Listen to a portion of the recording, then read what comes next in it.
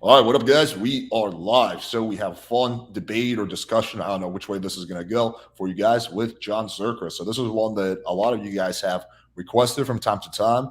I'm glad our main man Destiny could introduce us and make it happen. So yeah, man, thanks for coming on. Appreciate you. This is the part where you say, "Yeah, man, glad to be here."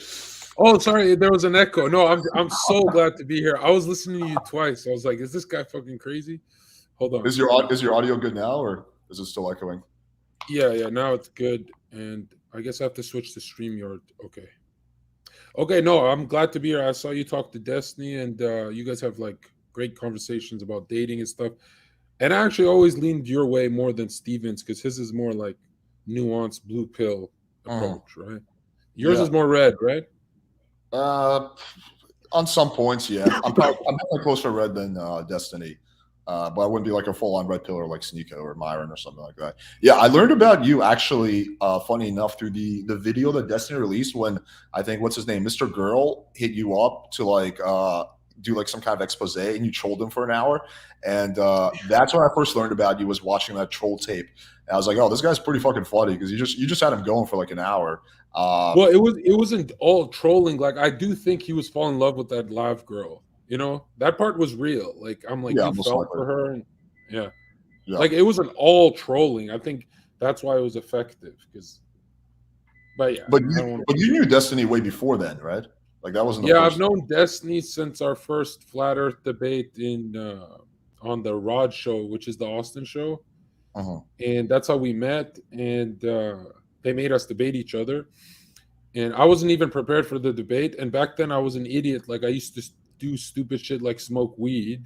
Back then, I'd smoke weed once in a blue moon, and I was all high, and I was not ready. And they sprung it on me. They kind of snaked me, and they snaked Steven too. They're like, "You guys have to debate." And then obviously, I'm not gonna like turn my camera off, so I'm like, "Yeah, we can debate." And I was high, not prepared for the debate, but I Uh-huh. wiped the floor with him. I turned a lot of people into geocentrists that day, but we're not going to get into this topic. But that's how Steven and I first met. It was that debate, then Scuff podcast with train wrecks and stuff like that.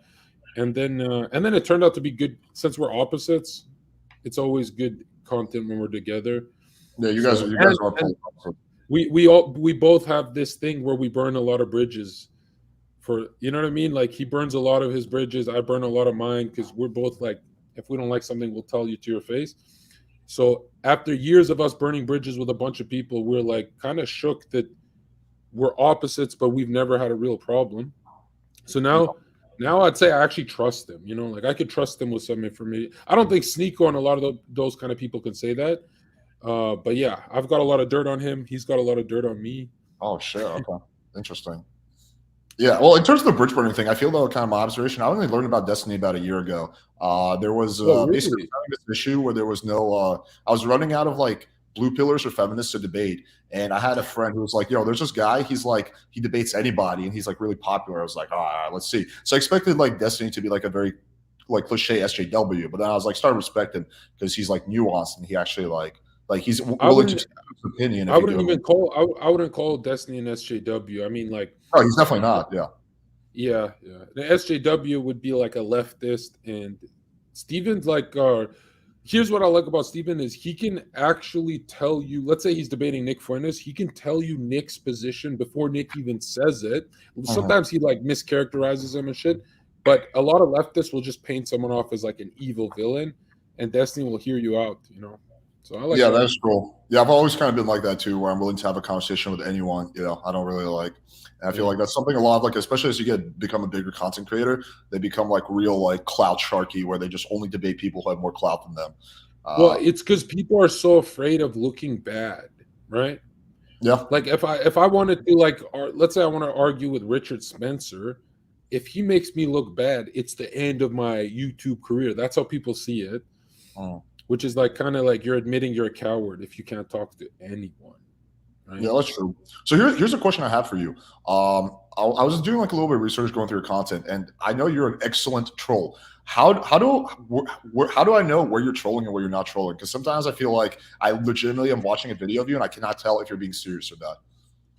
Yeah, I think the best way to tell if I'm serious about something it's usually the topic. So, you know, I don't go too hard on like you'll never see me telling someone to kill themselves over and over again. And you know, like if it's very extreme, I won't troll there.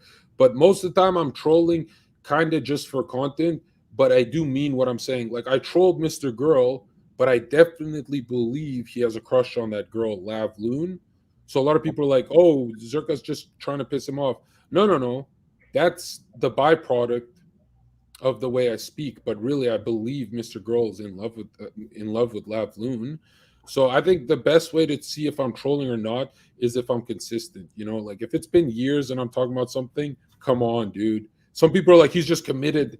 I'm like, no, if I've been talking about something for years, right? Like I've been talking about the Federal Reserve, right? And how it's a private entity. And people are like, oh, you're just trolling to be like an Alex Jones type. I'm like, no, no, the Federal Reserve is a corrupt system, right? This is like a corrupt banking system. But yeah, I mean, like, So you legitimately I love to call people retards who don't know when I'm trolling, but even my brothers get confused sometimes. So I'm like, I guess I'm fucking, I guess I'm, you know, I've lost myself in this. so you 100% believe the flat Earth thing, right? Like you're that's not just like a Oh yeah, oh yes. I mean, like the worst thing about it is it's so bad for business. Cause like I get emails saying, dude, your advice changed my life. I love your dating advice. I love this, I love that. But that flat earth stuff, bro, what the fuck? And so it actually harms my paycheck when I talk about it. So I don't know, like if something harms your paycheck and you still talk about it, it's kind of not a troll. It's kind of like, hey man, this guy's going with the Bible, and yeah. yeah, I guess I could see that. But on the flip side, it's like I feel like the more polarizing your views are, the more likely you are to get like reshared and retweeted and whatnot. That's why I feel like, Yeah, for example, I like, was thinking that. question I is was kind of thinking boring. how boring I'd be if I wasn't that crazy.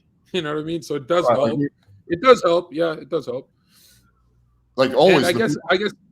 I guess I sound kind of dumb because if you think about it, Alex Jones made like $100 million, and he talks about like aliens and retard shit. You know, a lot of stuff is a miss. A lot of stuff is true, but a lot of stuff is a miss. And I guess, but that's not really my market. You know what I mean? Mm. So I'm like, I'm not trolling. If it's damaging my paycheck and I'm still talking about it, you have to give me the fucking credit and say I'm an authentic guy. You know, but Fair enough. All right, so let's you mentioned dating real quick. but I'm not trolling. If just because I'm laughing doesn't mean like if you get your ass ate, ABBA. You know, ABBA was talking about getting his ass ate. Yeah, That's gay as fuck. you think And so? I can troll, I'll laugh about it, troll about it all day, and people are like, oh, he doesn't really have a position because how's it gay if you're doing it with a woman? Bro, you could be wearing a tutu dress with a woman. That's gay as fuck, right? Oh. So just because I'm laughing doesn't mean I'm, you know, like if I'm passionate about a topic, yeah, I'm not trolling, bro. For a lot of stuff I'm saying, I'm not trolling. Mm. You Well, know, like when do you you say think gay, it's gay? You think it's gay if you get your ass ate by a woman? Am I the only one who thinks this? I don't think it's not my thing. I've never done it before, right? I'm not into any ass stuff, but I don't think it's gay. I think it's just like a fucking like a fetish shit. Like I don't know. I view it as the same way as like I don't know, getting into some like really crazy like fucking stepbrother role play. Like not really my thing, but like I don't think that makes you like a incestuous necessarily. I yeah, for the stepbrother stuff, but ass play has to be gay. Well, I Like think as I much, think there's like limits too, because there's levels too. So if you're like, if the girl's putting the most extreme levels where the girl's putting on a strap on and fucking you in the ass, like that point, okay, that is gay as fuck, right? And then the level what about below, the tongue though? she's like She sticking fucking the your finger, asshole with a tongue? right? If And she then the fucks your level asshole below with a that is tongue, where she's just like licking your ass and just fucking eating your ass or whatever. I mean, it's but funny see, because a lot of people Alex says I'm trolling about the ass eating thing that I know it deep down Zerka knows it's a straight thing. He's just trolling to get a rise out of people. Do you believe do you believe me that I think it's gay as fuck? yeah, I believe you. I don't Oh, see why thank you would. God. I don't see why you would lie to me about that. That'd be a really Yeah. random thing to lie about. They're like, Uh, you're trolling, you're trolling. I'm like, no, it's gay. Yeah, I try to take people at their word when I like. It's different when you're having a conversation with someone versus when you're watching their content because sometimes like people are totally different when you're talking to them than they are when you see them on YouTube, in good ways or bad ways. Sometimes, like I met up with a lot of YouTubers, and some of them turned out to be way cooler, and some of them turned out to be way lamer. So, but when I'm actually having a conversation with someone, like kind of face to face or like sort of face to face like this, I generally take them at their word, unless like there's something very contradictory about what they're saying. Unless like 5 minutes from now, you start telling me a story about how it felt really good that one time that fucking chick ate your ass, right? Then I'm gonna be like, all right, there's a contradiction there. So he is trolling. No, I usually adjust. Like I've been on podcasts where they're like more sensitive, and I've been more sensitive. I know your content, so I know you Yeah, want you to can get say to whatever the the fuck you root of want shit. here. Yeah. Well, I wouldn't troll here because like your content's more right, like you want to help people, right? Yeah, well, I try to at least, and also some entertainment. Well, I guess let's get into this. So, like, what would be like your dating advice? What's some of the dating advice that you give, and what are some also more broader question? What are the things you agree and disagree with, like the manosphere on? Yeah, I guess I'm a little extreme because I guess I would be considered the most toxic masculine guy on Twitch, but I'm also, which is funny because I'm also the most wanted on Twitch. I'd go to parties and girls would be crying, fighting over who gets to sit next to me in a fucking hot tub that I'm not even trying to go into.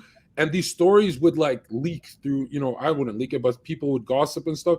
And they'd be like, yo, that Zherka guy at every party, every girl wants him. And there's guys on Twitch who look like me, look better than me. It's not a looks thing. So I genuinely believe it's a temperament thing that the toxic masculine, I believe the greatest advice I would give my son is go full toxic masculine. I mean, go 1950s. I look girls in the eye and I tell them you should be in the kitchen and they suck the skin off my dick. It's not because of my looks, because there's a bunch of bouncers I work with or streamers, influencers who look great and they don't get like Hassan Piker and stuff. He had to get millions of followers to even do good with women. He was a very awkward guy and stuff.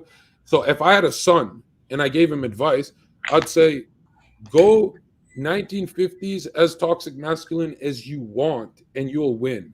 That there is no compromise with women. Zero compromise. Meaning if she says, I'm not going to suck your dick because you told me I should be in the kitchen, leave and keep that reputation for yourself in the city. You'll have way more chicks than submitting to her. So if I had a son, I would tell him, be just like me. The best dating advice would be temperament, never compromise. Not even in the face of Armageddon, like Rorschach. Never fucking compromise with a woman.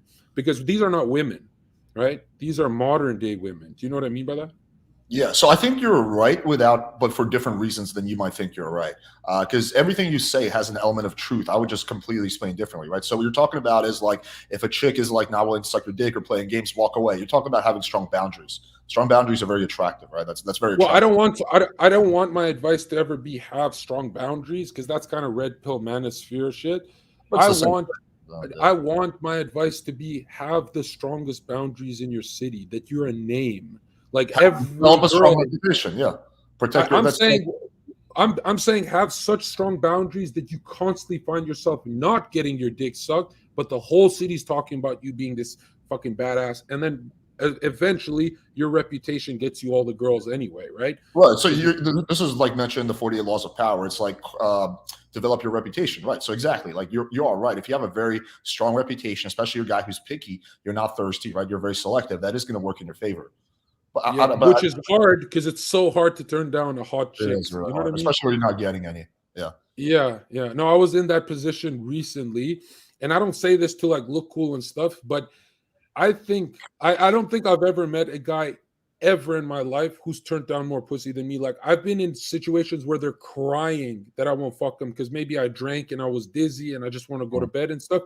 But the constantly turning down women at the hardest point when they're like rubbing your dick and shit, that dude, through word of mouth, that spreads. You gain such a strong reputation of being anti-desperate that you can DM anyone. I can literally DM any girl in LA, and I do it for my streams and stuff.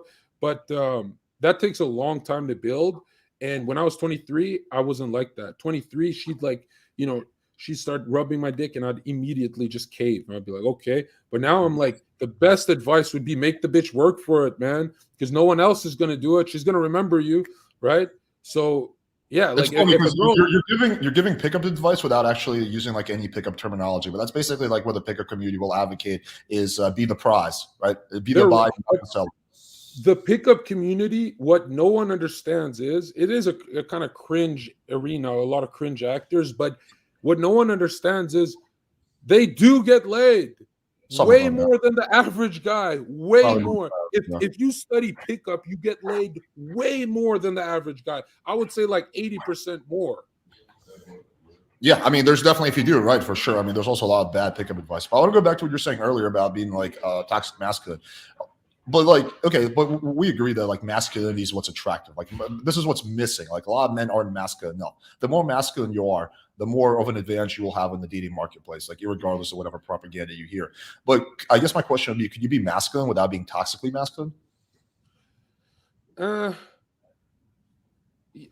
yeah, you can. You could be less of a character. It's just my problem is no one understands the point of a date. The point of a date is to lower her anxiety to zero, just like a video game. Then she's on your lap. Then she's sucking the skin off your dick. But what else is the? What is? Let's say you're not fucking that night. What is the point of the date if she's like a harder thing to grab, like a harder? Maybe she's a hotter girl and she wants to make you wait.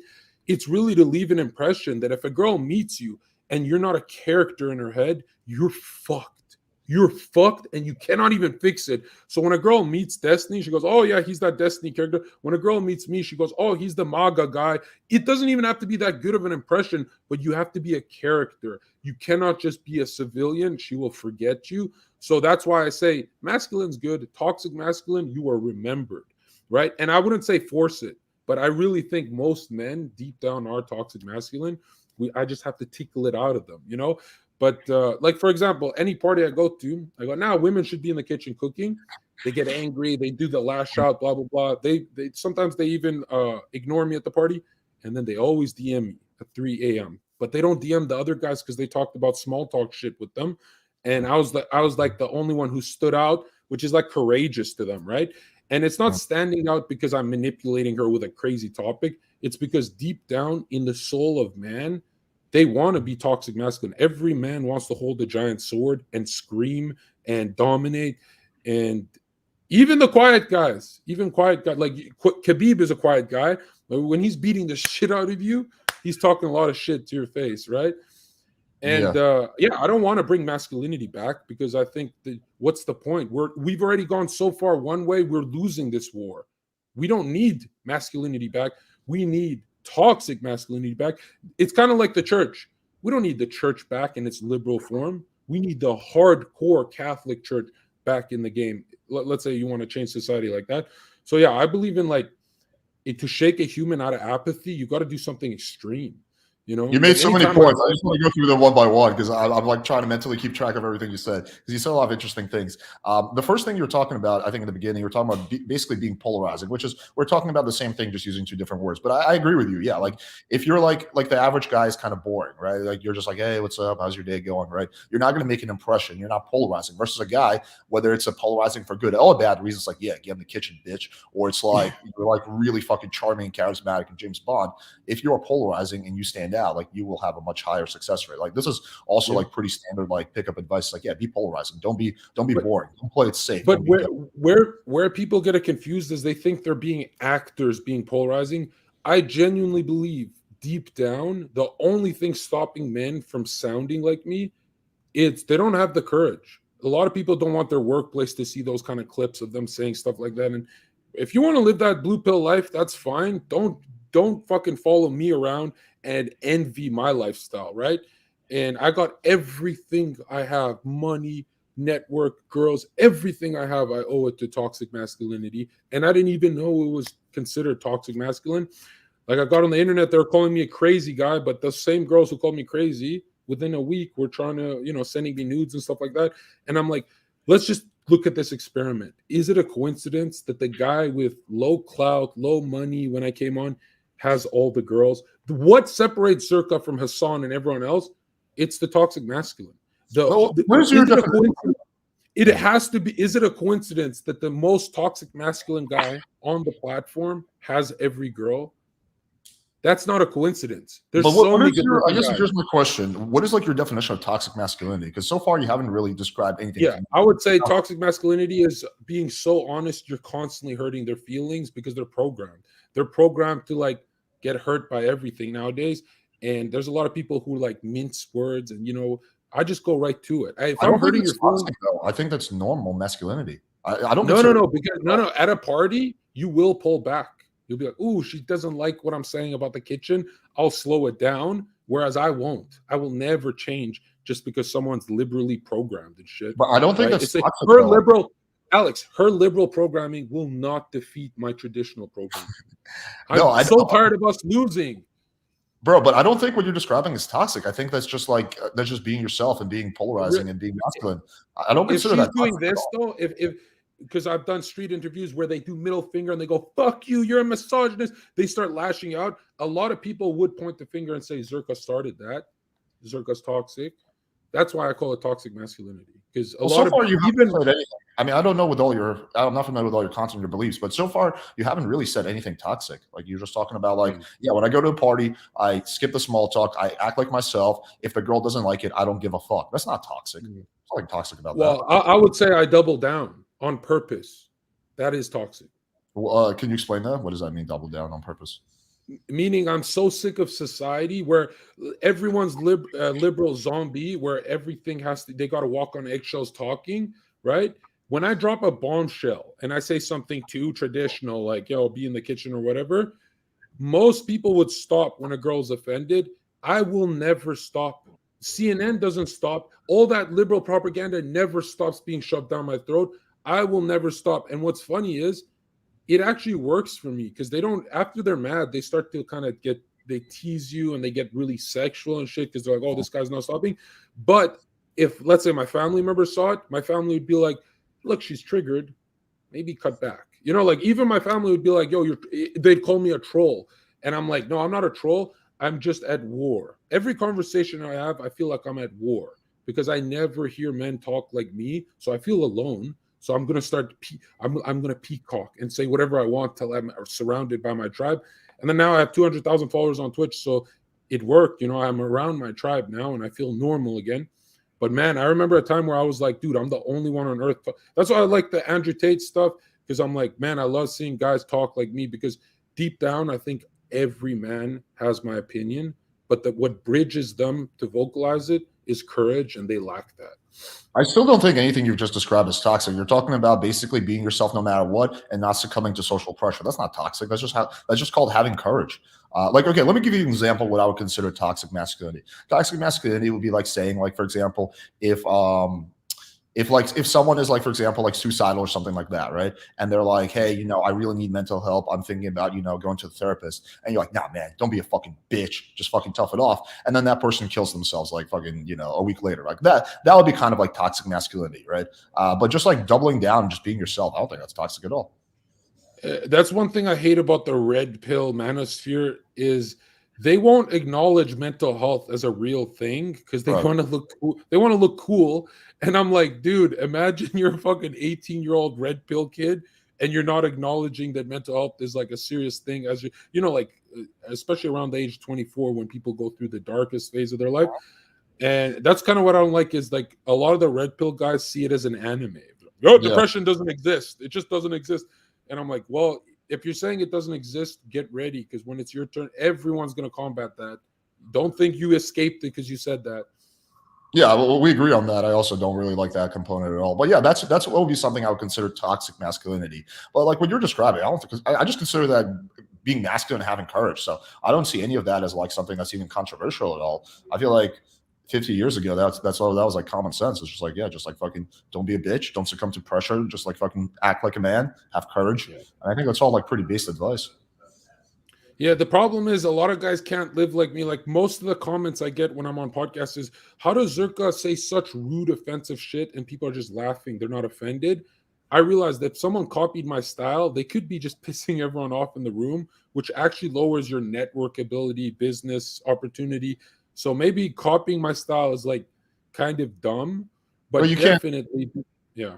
You can't be someone else. Like if I try to act like you, it's going to be really cringe. And like, yeah, like you can't copy. All you can do is enhance yourself and develop yourself, but you can't like mimic. I remember when I first discovered the pickup community, like I was like 20 or something like that. And like, you know, there's like the mystery thing doing magic tricks. I remember I went to a bar and I was trying to do like fucking like magic tricks and shit on the girl. And it was like so cringe. It was so it screwed with my personality. And the girls were like, dude, we like you. You don't have to like do this shit. That was the simple pickup days, right? Yeah, simple pickup days, yeah. Yeah, that's I funny. remember that.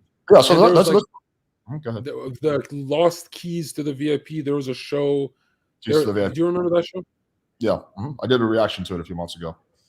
Yeah, yeah. I used to watch. That's like 10 years old. That show. That's old as fuck. Yeah, yeah. But that's when I used to watch Pickup when I was in high school, and now I realize that instead of focusing on pickup, if you see life as an MMO, it's so much easier to get girls. Like a jacked, successful dude will be a Dragon Knight in an MMO. He'd be like end game Dragon Knight, and girls love Dragon Knights. But a fat, broke dude would be like a swordsman. He's just like started the game and he's like level 10. When you focus on maximizing your stats, women just come, it's like a portal opens and they just come out of the blue. But if you're focusing on like the right words to say to get laid, dude, 99% of the time, it's not even what you're saying, it's how you're saying it, like the tone, right? Like, I think the greatest advice for like footnote advice I'll ever give is anytime you're talking to a woman, slow down your talk, slow down the way you talk.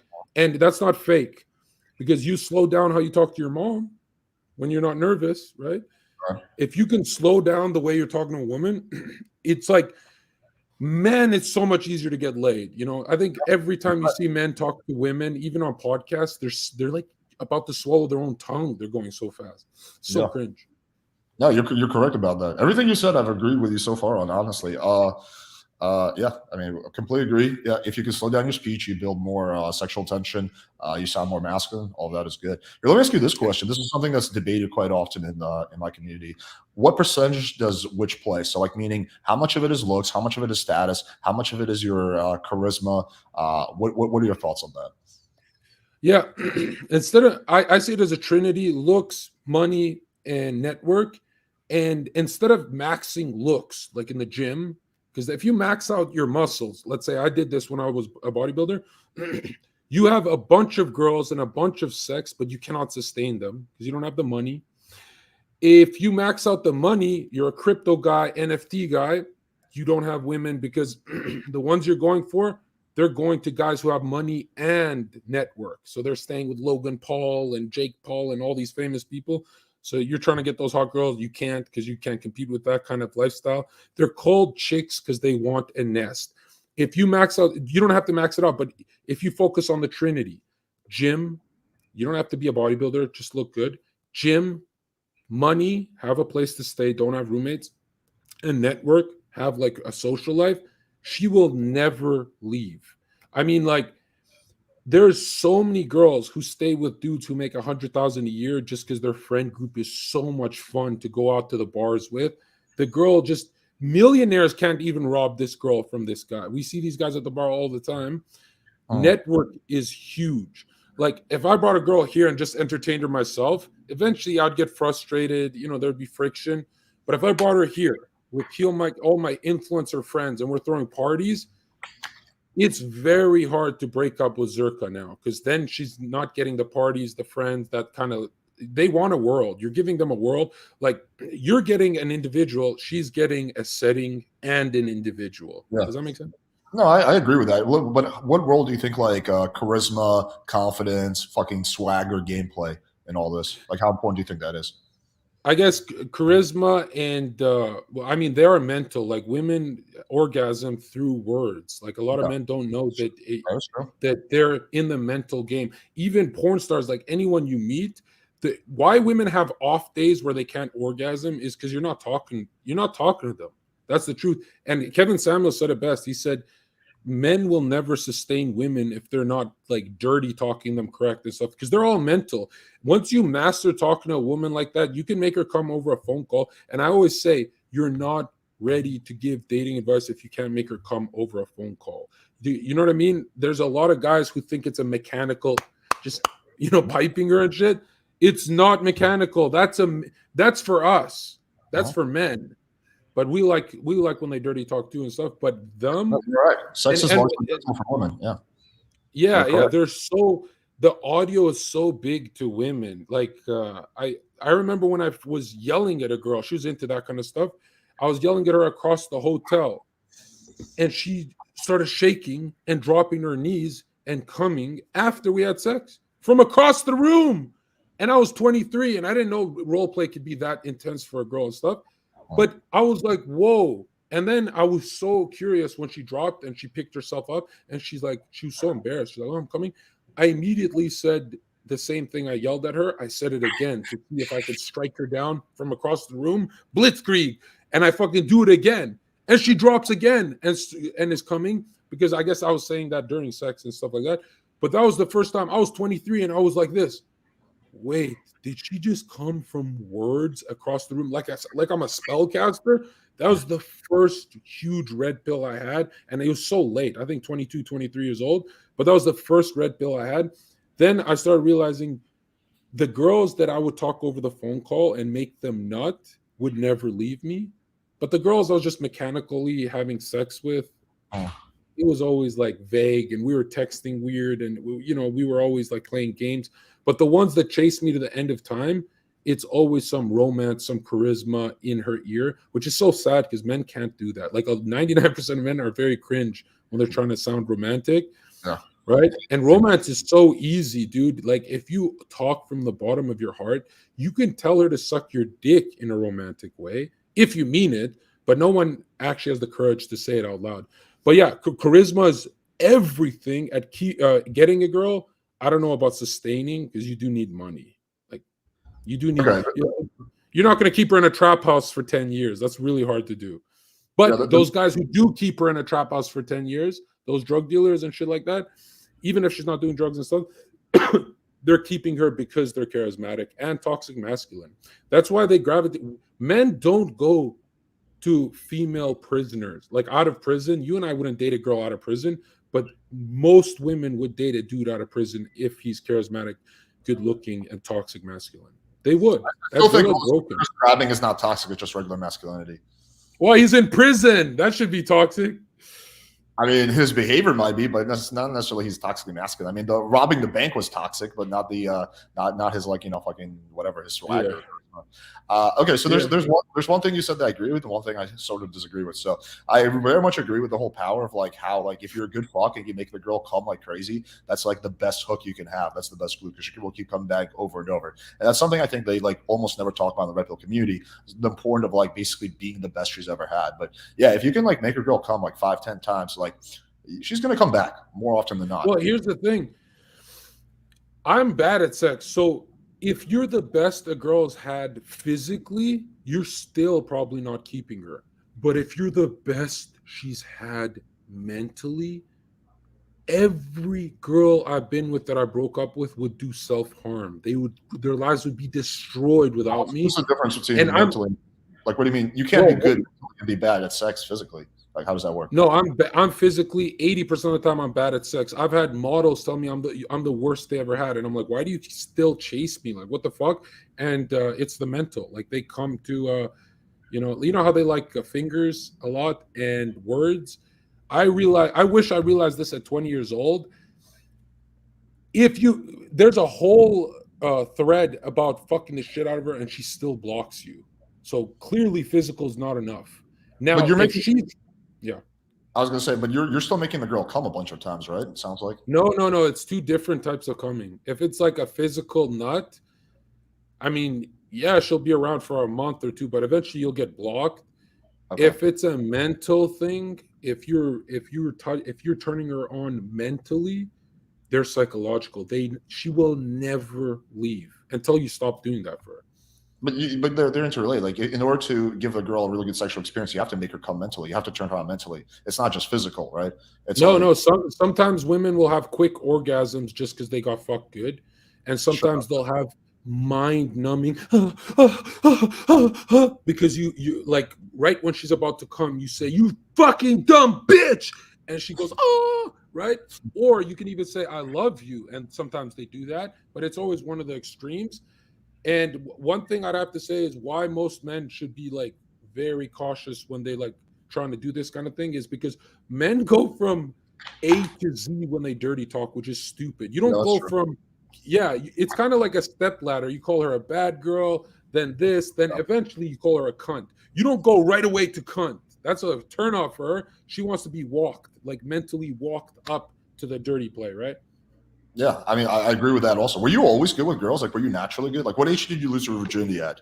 I guess is my question. 20 years old. I was so bad. Oh, you were late. Okay, so you were not naturally good with girls. It was like a No, well. no, no. I wasn't even good when I was working sales. I would get nervous and sweat a lot. And my first date, I remember I was shaking, scared, and she noticed. It was so embarrassing. And I worked sales after, still horrible with women, but they would kind of like poke at me. They're like, "Oh, he looks okay." And bodybuilding kind of helped, but what really helped is 5 years full time working at nightclubs and bars, because I would stare at people and I would see the craziest shit ever. I would see losers getting the hottest girls, and my mind was blown. And for 8 hours a shift, 6 to 8 hour shifts, I would stare and realize, holy fuck, it's always the same guy winning over the girls. It's this Zherka archetype. And I started to become like that. Like, I used to be like a gamer and shit.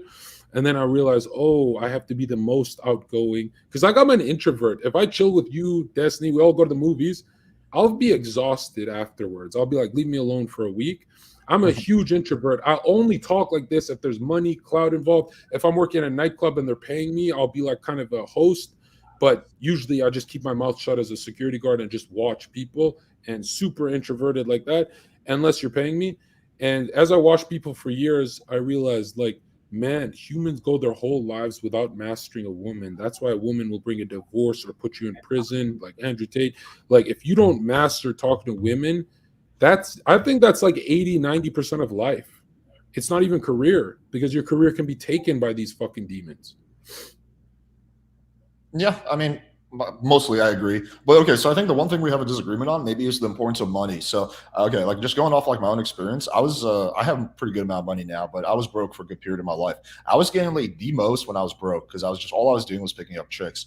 So like, Right, but yeah. you were getting laid a lot, right? Charisma, all that looks, but you were never sustaining them. No, I was. I had relationships back then. Yeah, I had like fuck buddies. I had girlfriends back then. Like my first ever Really? girlfriend. Yeah, my Where first ever did you girlfriend. take them? Didn't you have roommates and shit?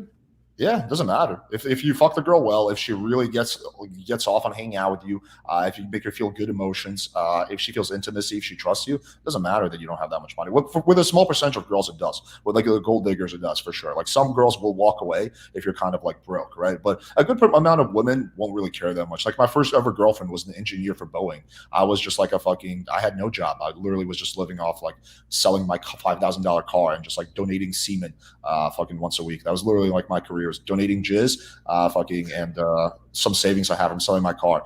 And like, yeah, we were together for ages. And then my second girlfriend, she wasn't that. She worked for like a pretty big company. I was just starting off doing sales. I was making like jack shit. So yeah, I think Did that you break up with them?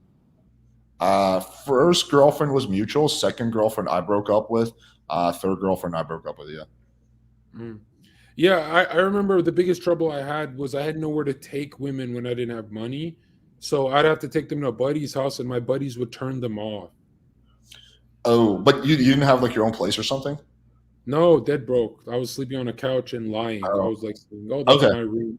Okay. So I think I have to figure out. So yeah, so I agree with you. There's like a minimum baseline level. So if you don't have like your own place, then like that will definitely work against you, like for sure. Like you can But bench. also, if you have a minimum wage job, she's kind of like already looking for a way out. Like, even subconsciously, she likes, if I told her I'm working at McDonald's and shit, there's no way she's thinking of a future with me. But if I tell her, oh, I'm a YouTuber, then she's like, oh my God, maybe we'll have a family channel one day. Well, it You know what also I mean? really depends on how you spin it. If the girl's like, "What do you do for work?" and you're like, "Yeah, I work at McDonald's," that's one thing. Or if you're like, "I'll be like, yeah, I'm working on my business right now. In the meantime, to keep up rent, I'm picking up extra shifts at your favorite place. What's the place? McDonald's. Come on, I'm gonna give you that 10% discount." Like But she a can lot of sense, a they lot can of it is sense. how you present it. No, they can sense it. Eventually, like, you know how women poke and poke and poke, and then eventually, like, I guess we go. Why I'm kind of more black pilled, the way I look at things is, I do like those gold digger types, the really hot girls. I really Mhm. like fucking them. I love fucking them, Yeah, and for I'm not those saying things, I do it. for those things, money really matters. Yeah, I agree with you. I don't. I'm not saying I do it right now, but throughout my history, I've always gone for the hardest girl to get and sustain, and see what I can do, even as a broke guy. Okay. And And it was always like I can sustain them with arguments though. Like there would always be arguments, but when I had money, there was never arguments again. They were the last girlfriend I had. I don't like talking about this, but like she fucking had a mental breakdown when we broke up. And then I was thinking, I'm like, I'm kind of an asshole. There's no way she likes me that much. But then I realized she got to travel all around the world with on my fucking card. She got this. She got all my friends. She got streams and YouTube videos. Like the world that I give girls is so large that I never have to worry about women again. Right? Like I'm staying here in LA, and we have like maybe 40 models a week come here to like film with heel mic and stuff. Bro, these girls are ditching yachts to be here. And this is kind of just like a regular, we have a pool and stuff, but it's not like a mansion. And they just love the home cozy vibes. So I really believe network, the nest, is so important. Like average guys who fuck a lot of bitches, they're not doing it with looks and money. It's network. It's like those you see those club promoters, loser ass. They fuck a lot of girls because they are the club promoter. Yeah. Social circle and status really matters, even if it's like local status. I agree with you on that for sure. If I had to pick between like money and status in terms of getting laid, I would 100% take status all day. Yeah. I mean, I do think with money, there's like a diminishing returns, right? So if you go from being like broke to being like middle class, right? You do get like a definitive increase in your success with girls because now you have a car, so you can go on dates. Yeah. Now you, for example, you have your own place, right? So you don't have to fuck around like your friend's couch. So you definitely get a big benefit. But when you go from being middle class to upper middle class, or from upper middle class to rich, you start getting all these diminishing returns unless you're going for gold diggers, in which case you still keep getting the increase, right? Like if you're trying to go for like the hot Miami gold digger, going from being middle class to being rich will make a massive difference in your success.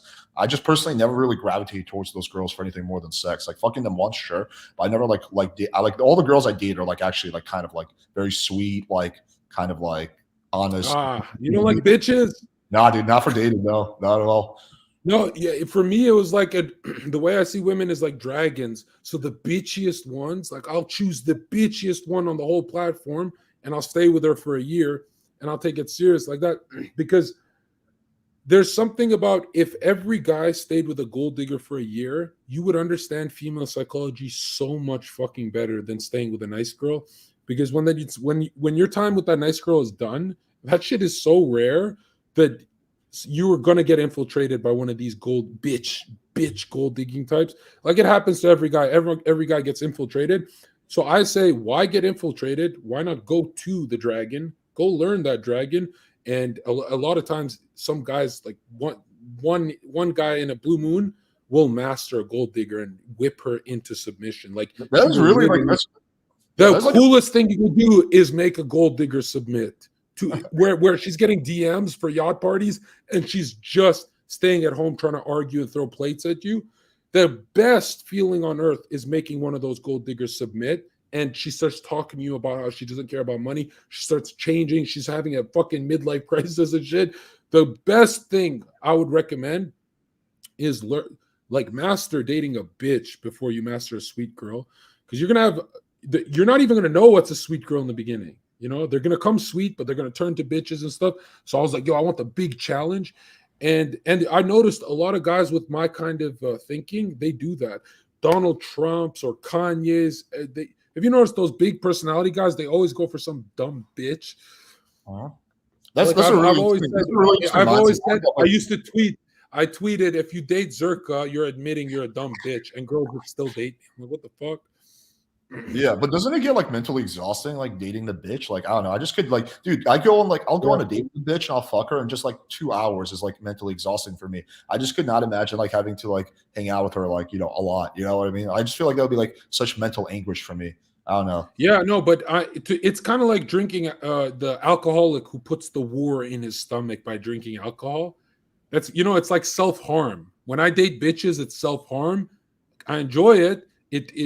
Because for me, every time I'm getting negative thoughts of like, oh, she just wants me for my money, I actually make more money. I'm more on guard, right? But sometimes I'm with a sweet girl and I drop my guard, I don't like that feeling. So, but I guess I'm coping because it's kind of like saying hang out with demons, right? But the demons are hotter. Like I said something so fucking, it's so sad saying this, but your girl is either pure, or she's either pure and ugly, or not pure and hot. And that's really how, that's the truth. That's the truth. That's an extreme oversimplification. There's a lot It's of not extreme. It's not every guy dating a girl has a hotter girl in his phone that he won't date because she's a bitch. Yeah. Sure, there's always the hotter bitchier girl, yeah, but like, but also No, comes but down to, you're not getting a unicorn, is what I'm saying. There's no, if you think you're getting a pure girl that's a fucking model like, you're gonna kill yourself. Like, people really think unicorns exist. I hate that thinking. You know. well, it also kind of depends on what your definition of hot is. Like, if are you into like the BBL, like big booty, like type of like kind of girl? Yeah, like a Miami look. A Miami look. More of like a traditionally like whores. We're trying to say whores. Yeah, like whores, sluts, yeah, whatever. Like, yeah, like it's kind of depends on what your definition of like the hottest girl is. Yeah. I like that Kim Kardashian look. You know, I've been very programmed by the TV, and I can't go back to nice girls. But I think also like the cloud is a factor. Like, is the girl cloud thirsty? So for like, I typically date girls who are like, I've never dated a girl who's like big on Instagram or whatever. Like, I don't really want to. Like, I find those girls are gonna be way more of a headache than a girl who like doesn't really do much social media. Like, she either has a private Instagram or she doesn't have one at all. Like, those girls tend to be way less of a headache, I found. That's true. I like those Instagram girls because for me, my influence is so strong. I love seeing them change. When like the girl starts listening to my kind of music, my kind of politics, starts saying maybe Trump was right about some things, you know, their politics when I start seeing that in a fucking gold digger, to me that's such a good feeling, because I go, so few guys on earth get to feel that, but it's not saving a hoe. You don't marry her. Right? Don't marry. So you're doing it for the challenge mainly, right? It's like a mental conquest. It's a fetish. I think it's a fetish. Okay, but no ass play though, right? No, that would be gay, bro. Any man's anus touch is gay. Let's not fucking confuse that. Okay. ABBA and Preach, or just ABBA, if you're watching, ass play is gay. But do you think you're gonna get married one day and have a family, or do you think you're gonna just do the bachelor thing forever? Yeah, I know I'll get married because like I've got Albanian parents who would fucking kill me. But marriage is starting to seem like I have to go to a different country to find her, because if it's an American girl, you know, it'll come down to, if I get a pure girl, I'll kill myself because I'll come home to no ass. Like she does, you know what I mean? A pure girl ain't gonna have the best ass on Instagram. Like, and I see them as toys, dude. I see women as toys. But you can have an in-between. You can have a hot girl. Like, she may not be the hottest, but you can have like an attractive girl with a nice booty who's also a good person. Like, they exist, my man. No, that's unicorn, because that's unicorn. It's not that crazy. No, look, if I get married, I'll get married to a mid. To a what, mid chick? Mid chick, yeah. But dude, especially if you go, like you're talking about, like going out, I agree with you. There's value in like traveling to other countries, but if you're going to like Eastern Europe or South America, you can definitely find a hottie who's cool as fuck, 100%. Okay, I haven't been there. I've been to Barcelona, Japan. I've been to Mexico. I think I would go to Colombia. Colombia, yeah, I know. I just got back from Colombia recently. Yeah, dude, in Colombia, there's some of them. They're like wife material there. I was just there.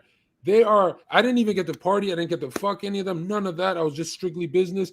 But man, do I regret it, because I'm like, Colombia is the first place I went to where 35-year-old, 40-year-old women are hotter than American girls. Yeah, it's true. Yeah, they have massive amounts. And people think I'm lying when I say this, dude. You can go on YouTube and watch. A 40-year-old Colombian woman is slimmer and in better shape than a 20-year-old American woman. I will vouch for that. That is true. I have seen that myself. Yeah. Medellin. Yeah, those girls are hot as fuck. And they're better human beings for some reason. On average, yeah. If we're doing like averages, but there's still some. I like hate fucking. So American girls are so much fun. Right. But okay, let me ask you this question. Have you ever been in a relationship where like it ended amicably, like you're happy with the girl and you still like kind of like think good things about her? Or has it always been like kind of bittersweet type of thing? It's always cool until I'm seen in a photo with another chick. But again, I don't really do like regular relationships. In the first few moments of meeting her at the bar, I'll say, if you talk to one dude, you're getting blocked. And she'll be like, I just met you. But most of the girls, 99% of them will say, if you talk to a girl, I'll block you. And like I get jealous for strangers I see on the street. I'll be on a subway, I'll go in a subway and I'll see a hot chick talking to a dude, and I'll be like, that girl's mine. Why is she talking to that guy? So I get jealous for strangers, let alone a girl I just fucking meet at the bar. And I tell people how I am, and women actually really enjoy it, that territorial thing. Yeah, I that's don't true. think most guys can get away with it. I don't know if most guys could get away with that. I I wouldn't give that as you're advice. talking, you're talking about one way. Yeah, go ahead. Hey, I'm so honest that people will be like, "Oh, he's giving me bad advice." This is not advice. Don't go to a girl at a bar and say, "I'm jealous. Don't talk to anyone else." I'm just being honest of how I speak to girls, right? Like I Yeah, don't do everything being correct. possessive can be quite attractive to a good amount of girls within limits. But so you do like to do the one way open relationship thing where you get to fuck other girls, but you can't fuck other dudes. It sounds like, right? No, I like both of us being loyal to each other. I did that for Oh, okay. years. So you do like tradition. So that sounds like a traditional relationship then. What's Yeah, not no, traditional? I love at home pussy where it's just I love where the world is gripping at me to cheat and I have the power to say no because so few guys have, men can't do that anymore. I like it. I feel like God rewards me when I'm loyal, but I always regret it. I always say, man, that was a waste of time. That relationship fucking sucked. It's another American girl. I should have just cheated. But no, I feel like the most work you'll ever do in your life is one woman and loyal to her. Like you're big, that's the most money you'll make. That's the most everything. But do you have any relationships where you think back fondly on? You're like, I'm really happy I had this experience. This was a great chick. Like, I have nothing but love for her. It just didn't work out. Like, do you have any like that in the past? Yeah, my first relationship, I guess she was too good for me, and I was just like fighting people at nightclubs and doing drugs and alcohol. So I don't even know how she stuck around for like 2 years. But yeah, if I could go back, I would apologize to that girl. I wouldn't take her back though, because now it's kind of done. But Right. yeah, that was my favorite. But really, after 2016, 17, I just started seeing women as toys. Like I didn't take relationships that serious. Like me in a relationship means for 3 days in a row, I'll ignore her and not even give her a text message because I'll just be working, streaming, doing something. And that really works with women. It's not a manipulative thing. It's like I just get busy, but that actually works. Like for some reason, women can't leave you if you turn your back on them. Like if you Yeah. if you Oh, I disappear. get that. I just feel like when you're like, because you're saying like, if your goal is just to always stay a bachelor, then it makes no difference. But if your goal is like, yeah, I want to like get a fucking traditional wife one day, then like that's not really going to be good for that. You're gonna have to like screen really carefully. I don't know. I like it sounds like I'm not trying to like Well, fucking analyze you, but it sounds like I only give dating advice. I'll never give marriage advice. Because that's a different level of attention you have to give a woman, right? I'm not like Fresh and Fit where it's that dating would be the same as marriage and you still ignore her and shit. I don't believe okay. that. All right, I feel you. Yeah. No, I'm just saying like I do think like the kind of girls you're talking about, like you are gonna have way easier time finding them in other countries. Like for sure, there's way more girls like that in Colombia, in Colombia fucking is my favorite for looks. I've Europe. traveled the whole world, and the most beautiful women are in Colombia. Without it, because I'm not attracted to a 40-year-old woman, but in Colombia, I will trade every fucking bitch DMing me right now. I'll trade. There's none, but I'll trade every fucking bitch DMing me for a 40-year-old middle-aged Colombian woman, because man, they look 23. Yeah, they're hot. But I guess I never liked like the Fresh and Fit like character they do of like the typical American girl. I live down the street from Fresh and Fit. I can see their building from like my building. We're like super close. And Oh, really? I have like totally 100% 180 degrees opposite dating experience to them. The kind of girls they have on their podcast, I see from time to time, but that's not Yeah. like every girl walking around Miami. Like most girls We call are in the not club. like We call the girls they have on like easy kills, like like an easy they're kind of kill. like the ghetto, ratchet, trashy type of cloud seeking, like But no. but again, for what they want to do, it does make sense. They just want to get their dick sucked.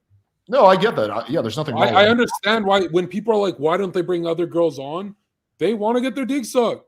That's No, why. I get all that. I'm just the point I'm making is though, like it becomes something different when you start thinking that every girl is like that, right? And then you believe that Okay. like the fresh and fit girl represents every girl in Miami, right? Which is just like fundamentally not true. Like, like there's a lot of girls who are absolutely not like that. There's like a lot of fucking doctors and shit and like fucking women who like would never in a million years behave even one fraction of the way they're fresh and fit. But yeah, if your goal is just to get like some pussy, then yeah, you probably want to go for the ratchet girls. You just gotta wear a See, condom. what I've noticed working at bars and clubs is whether she's a doctor, lawyer, paralegal, cheerleader, you run the same game on them. Pretty That's how much. Yeah. I stupid. agree with That's how that. stupid women are. Like, if a woman is talking to a doctor versus a drug dealer, she's gonna change her style, Mhm. right? One style is gonna be more pure. One style is gonna be more open. Sure. The weirdest thing I found is that to pick up a cheerleader, like a varsity cheerleader that's like professional, and to pick up a woman who's a lawyer is the same giggles and jokes, the same game. That's when I was shook, where I was like, whoa, when they're in flirt mode, they stop being human. They stop being civilians with brains. When a woman's in play mode, she's not thinking. It's over. Right. Yeah. And No, I agree with that. I generally agree with that. Yeah, it's more but or less the same shit. I used to fuck it up. I used to talk to the lawyer girl more serious and the cheerleader more playful. That was Mhm. stupid. Both of them run play on both of them, and you'll win. Because Yeah. what a woman wants to feel is when a woman wants to fuck a guy, the first thing she'll feel is her youth. She's like, Zherka is giving me my youth back. That's why when you're making them laugh and giggling, they can reject millionaires to stay with you because you're keeping them in a state of play. So in her subconscious, you're really telling her, hey, you're not aging anymore, which is their second biggest fear. Their first biggest fear is that the man is a murderer, right? That's why they love players. Because if a guy's around 6 women, she immediately thinks he's not desperate enough to rape and murder me. But if he has no women, she goes, I gotta watch out. Like, how's he gonna behave when he's alone in a room with me? Right. And which is funny because a lot of players are rapists and murderers. So, like, it's a bad way to look at it. Right. Well, not a lot. I would say, like, there's still some. Like, a woman should still be cautious. But yeah, I never realized that in every date, the deepest part of her mind is thinking you're a murderer. And a lot of people laugh when I say this, but it's the truth. No, you're right. I agree with you on that. Yeah, I've agreed with like the vast majority of the things you said. Actually, honestly, we pretty much agree on all this shit. Let me ask you kind of a different question. What's like the craziest shit you witnessed while working at the club?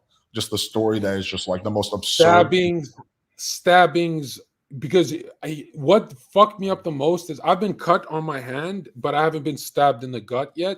I mean, it's never happening, but I've seen stabbings up close and just violent scenes like that. And everyone said that I would have PTSD and then I would need to see a therapist.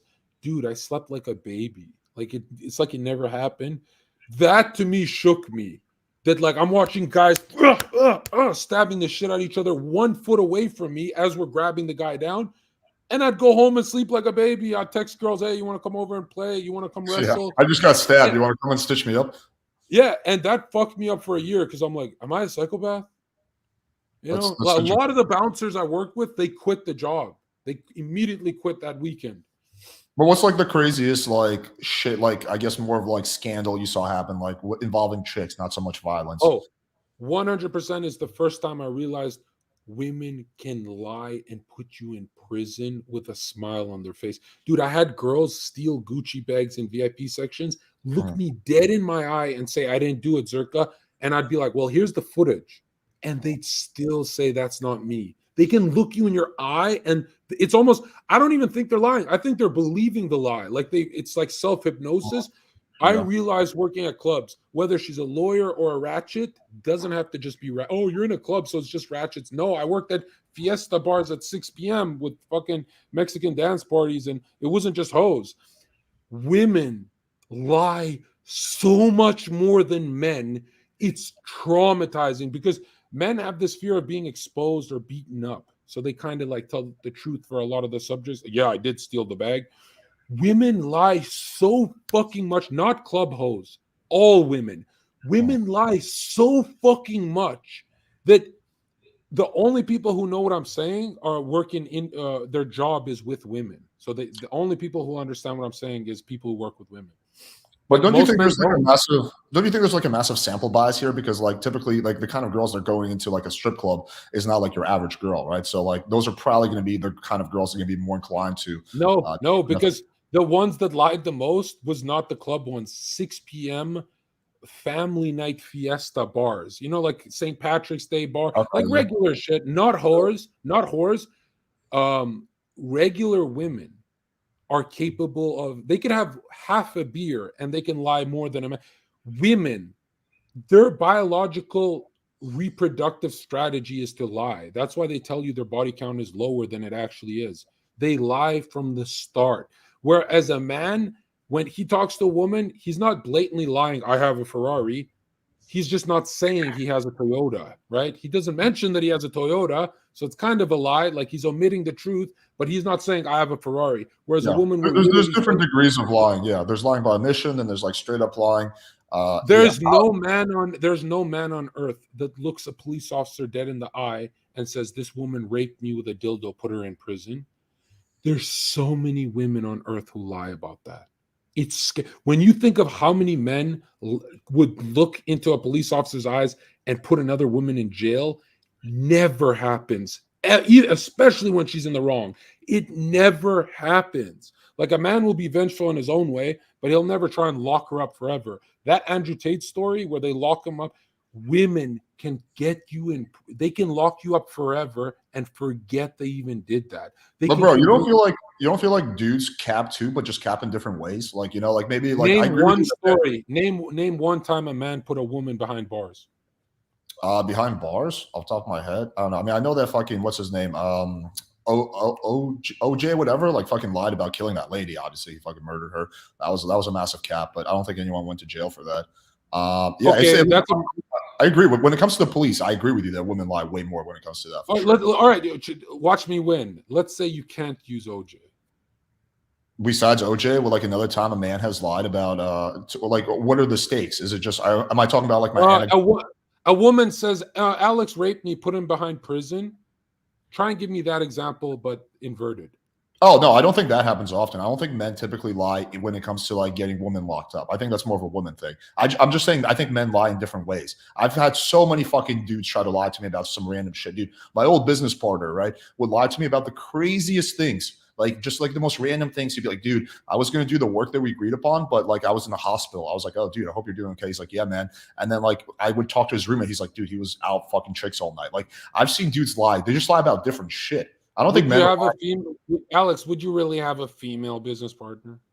Would I? That's an interesting question. I would be. I'll tell you this. Why is it interesting? It's theoretically possible, but I would be a little bit more hesitant, I think. You see how you responded? You see how you dude, because I'm not completely on the other side. I do agree with that. With certain things, women lie way more, right? With like shit, like with things involving police, I do think women lie a lot more. Why women lie so much is because if they're not liked by their community, they die. Like they need to live with a guy. Yeah, there's more of a social reputation, sure. Yeah. So, I mean, they're genetically programmed to lie. That's how it is.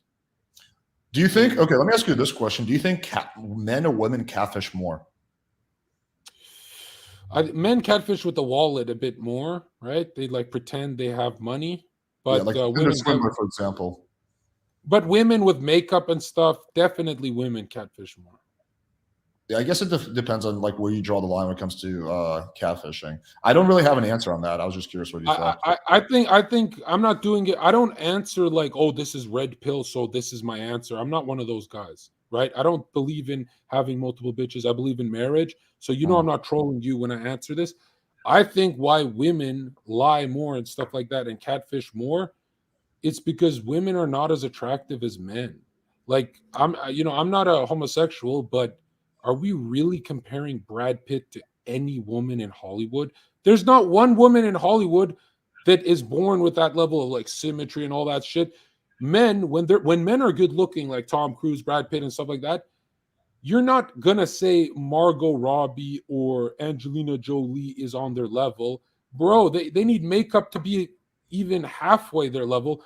Men are the more attractive gender. Even Arthur Schopenhauer, who Nietzsche ripped off. I don't know. That might be one. Even the great philosopher Arthur Schopenhauer said men are the attractive gender with their broad shoulders and stuff like that.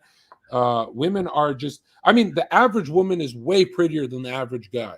But a good-looking woman is always nervous in a room with Zherka. She goes, oh, this guy doesn't have makeup on. This guy is attractive. Well, that doesn't mean you're hotter than her, right? It just means she's more. Well, yes, it does. Every model we've had in this house, I'm more attractive than them. Like, that's why they're trying to suck my dick. How do you determine that? Like, you're a straight dude. Like, how do you know that like you're only attracted to girls, she's only attracted to guys, assumingly? Like, who's the arbiter? Okay, all right. Here's how you determine it. Who would a modeling agency sign faster if we both had no makeup on? You think you would have like an edge over like a hot LA chick or whatever when it comes to getting signed? Absolutely. I'm way more rare. An attractive man is 1,000 times more rare than attractive women. There's attractive women everywhere. I don't know, dude. Like, I mean, you see this like on fucking like, okay, like let's say there's like a guy who's a 10 and a girl who's a 10, right? And they're like fucking getting into YouTube or streaming or TikTok. Like the girl who's a 10 is gonna have a massive edge because dudes are just thirsty. Over Justin Bieber? Hell yeah, man. You would rather sign a hot TikTok girl over Justin Bieber. Well, dude, I don't know. I'm not a fucking signing agency. I can't. I don't know how to look at it from a business perspective. You might be right. I don't know about the business. Yeah, from a business perspective. I'm talking about purely from like an attractiveness perspective, not from a business. There's 1,000 attractive women downtown in every city, and maybe 2 attractive dudes. Yeah, no, okay. So I agree with you. The attractive men are rarer than attractive women, but that is counter. And they need to know their worth. Attractive men need to know their worth. They need, like, I'm not gonna lie to you. Every girl you dated, she would be nervous with you. She'd look in your eyes. She'd be like, oh, attractive men, right? They don't realize, because, you know, being a man, you think you're just gross and stuff like that. When an attractive man knows he's attractive, it's game over. He gets any bitch he wants. But, man, they are very gaslit. Like, but when you say attractive, are you talking about purely in terms of looks, or are you talking about overall? It's usually looks and temperament, yeah. Just like a cool dude that, you know, does good with women. And that's why every time I meet dudes, I go, you're better than her. I have to remind every guy I'm around, if I mean it, I'll be like, you're better than her.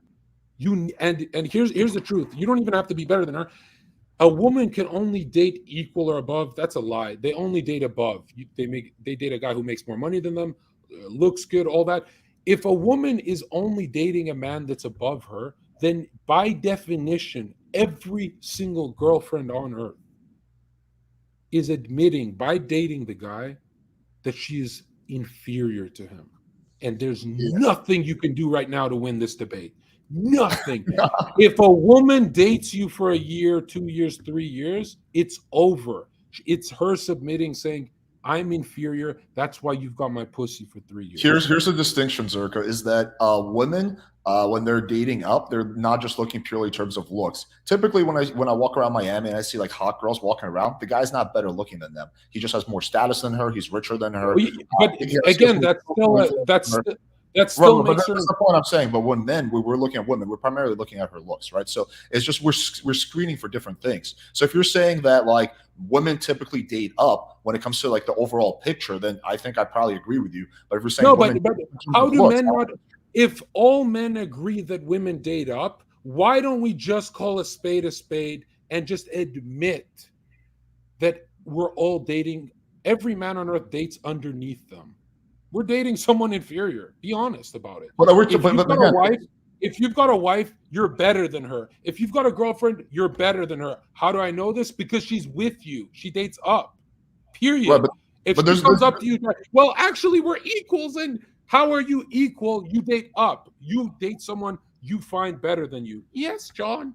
You're admitting I'm better than you, you dumb bitch. But Zherka, we're looking for different things. So, like, for example, my girlfriend, right, is more physically attractive than me, but I make more money than her. I have more clout than her. So, yeah, in some ways, you're better than her. Right, but not looks wise, right? I'm not better looking. Not looks wise.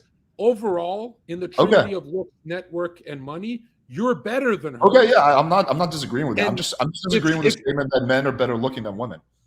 Now, if you were dating her, she gave you nothing, then it's kind of ambiguous. But if she's living with you, a woman saying, I am Alex's girlfriend is admitting she's under Alex. Period. That's how God intended. But it also sometimes I feel like it becomes ambiguous because it's like, because value can be subjective. Because like you do see like, or like, how do you make the determination when you see like a really hot girl with a guy who's like not that attractive physically, but maybe he has some money, or maybe he has a little bit more money than her? It kind of becomes a little bit ambiguous at time. Is he above her? Nope. Is he not above her? I agree with you that if she's in your nest, she's under you, right? But you never see situations where like losers are dating like really hot girls. I've seen this multiple times. Yeah, sometimes I see a guy in Walmart with the hottest wife, and he's just a fat guy and stuff, but he's bringing courage and jokes, and she's loving. Right, Like, okay. I'm gonna make it awkward, Alex. Okay, if you Yeah. want to keep a woman forever, don't be her boyfriend, be her dad.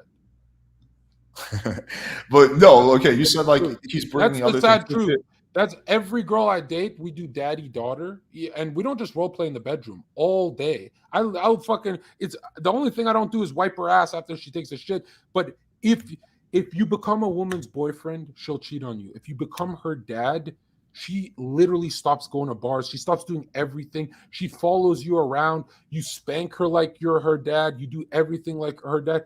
It's the highest level fetish they have, and the girls who are not into it, they still DM me to start it. They're like, I want to try that. They all want it. That's the I truth. feel And I feel it's you on the I feel you on the daddy fetish. I also have been known to do that with girls I fuck. But like yeah, what you said with the Walmart guy, like he's walking around and I'm like yeah, but he may be a loser, but he's bringing other things to the table, like he's really funny and shit. I agree with you on that, right? So then, but then yeah, again, that's what big I'm saying. love. That value is I subjective. hear when I was 22, I'd be like, yo, Alicia, man, stop it. Now I'd be like, young lady, sit down. And they get so turned on because I use dad rhetoric. Sometimes I'll get check this shit out. Check this shit out. Okay? Check this shit out. You really want to make that bitch nut? You want to make that bitch nut? You put a fishing hat on and say, bitch, I'm taking you fishing. Bitch, I'm taking you fishing. And you don't have to actually take them fishing, but talk to them like you're taking them camping and stuff. Because even if she has a good relationship with her dad, she still wants a dad. The archetype of sexuality for her, the first male archetype she sees in her life as a fucking new duck. Like, you know how a duck will follow you and think, Alex is my mom, right? A newborn duck will see Alex and be like, Alex is a fucking duck. I'll follow. What they see their dad first. And if their dad is not in the like, I have one of the funniest quotes ever. I said, whether she's a hoe or a good girl, talking to that woman about God or her father will get you laid. Every single time. I like the fishing analogy. You should do like a fucking fishing role play OnlyFans or something like that. You could probably make a good Women amount. need a plug to go to God. They need a husband to go to God. So anytime you talk to a woman, whether she's a hoe or a good girl about God, you're winning her over, right? Especially if you're telling her she's a heathen. So you need to come back to God. You need to come back to Christ now, young lady. She loves it, even if she's a hoe, even if she's a stripper. Especially if you talk to her about her dad. And really, we're not that different because when women talk to me about my family, I find it very wholesome. I go, oh, I get to talk about my mom. I have such a good relationship with my mom. I get to brag. I get to call my mom, be like, yo, come check out this hoe. And my mom knows not to take them seriously and stuff. But really, it is sad to say this out loud because a lot of men misuse that. Like they'll enter the dad role to cheat on a girl. That is how women like harm themselves. Don't do that. Like a lot of guys will use the dad thing as manipulation. I'm saying in a real relationship, that makes sense. Don't go to every girl at the bar and do this because that's just evil, man. You know what I mean? Like you're cheating on a girl, but you're her dad, you know? And especially because 90% of girls have bad relationships with their dads now. So when they lose you, it's like a second catastrophe. Yeah, this is like kind of what I've observed. So I think there's like three categories of girls when it comes to this. The first category of girls is the girl is like the yes daddy girl. She loves to call you papi or daddy. A lot of them are actually Latina, right? The second category of girl is the girl who's open to doing it. She it's not her like default, but if she sees that you're into it and you're not going to give her shit about it, she'll do it, right? She'll do it kind of like for you. The third group of girl, which is actually a pretty small group of girls, is who will not do it under any reason. It's a small percentage of girls, right? Very small. This is the pattern I've noticed time and time again. The girls who are into the daddy thing are the girls who almost always have had a tumultuous relationship with their father. Either the father passed away early, either the father abused them, either the father was not in their life. The girls who had a really, really good relationship with their dad, which is pretty rare nowadays, actually, but they the girls still like the daddy stuff. Some of them, but more often than not. If you fuck a liberal girl or a conservative girl who was raised by a good dad, they both love having their hair pulled and called little girl. Dude, I've gone as far as but I'm not talking about that. I'm talking about something very specific. I'm talking about the girls physically saying yes, daddy, right? Because for the girls who for some girls who have a really good relationship with their dad, it kind of gives them like it creeps them out because they think of their father, right? But for the girls who have a bad relationship with their dad, right, it's almost like she's subconsciously sticking it to her dad by calling you daddy. Yeah, no, I've noticed. I'm like, Men who role play with women are doing it wrong. They're doing all sorts of weird, dude, role play where you're calling her underage because she loves the idea of not growing older. A woman's biggest fear is growing older. So if you're giving them youthful play, they cannot stop sucking your dick. And I'm the one guy on earth that, I say it how it is. So it's not like I benefit saying this, but I'm telling her, you call her a fucking young lady and da da da. You get her close to feeling like she's 19, 18. She gets very turned on. I'm not saying go full pedophile. Like, don't walk in with a Pope costume. Don't do that. But I'm saying, yeah, they want to talk about play. They want to talk, like when you talk to a woman about Disney, you talk to her about Pixar and childlike stuff, they just suck dick more. But if you It's, talk to her about spreadsheets and politics, they're like, I feel old with you. yeah, Right? I mean, I see the general point you're making. You Yo, just say, let me you look at a girl and just be like, you remind me of fucking Snow White when you suck my cock.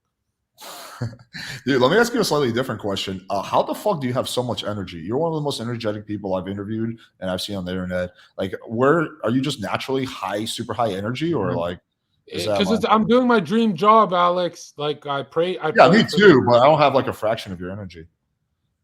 Well, I'll be honest. Most of the time, I'll get on panels and the energy will go up and down. But Uh, when it's like with a red pill character, I would consider you red pill. Is that fair? yeah, I'm close. I'm close enough, I guess you could say. I know red pill now. Red pill now is kind of cringe to say, right? There's a lot of cringe red I mean, pills. I'm probably close. I'm closest to PUA. I'm closest to pickup artist, in all honesty. No, I build so much energy when I'm around people who actually go about the world with common sense.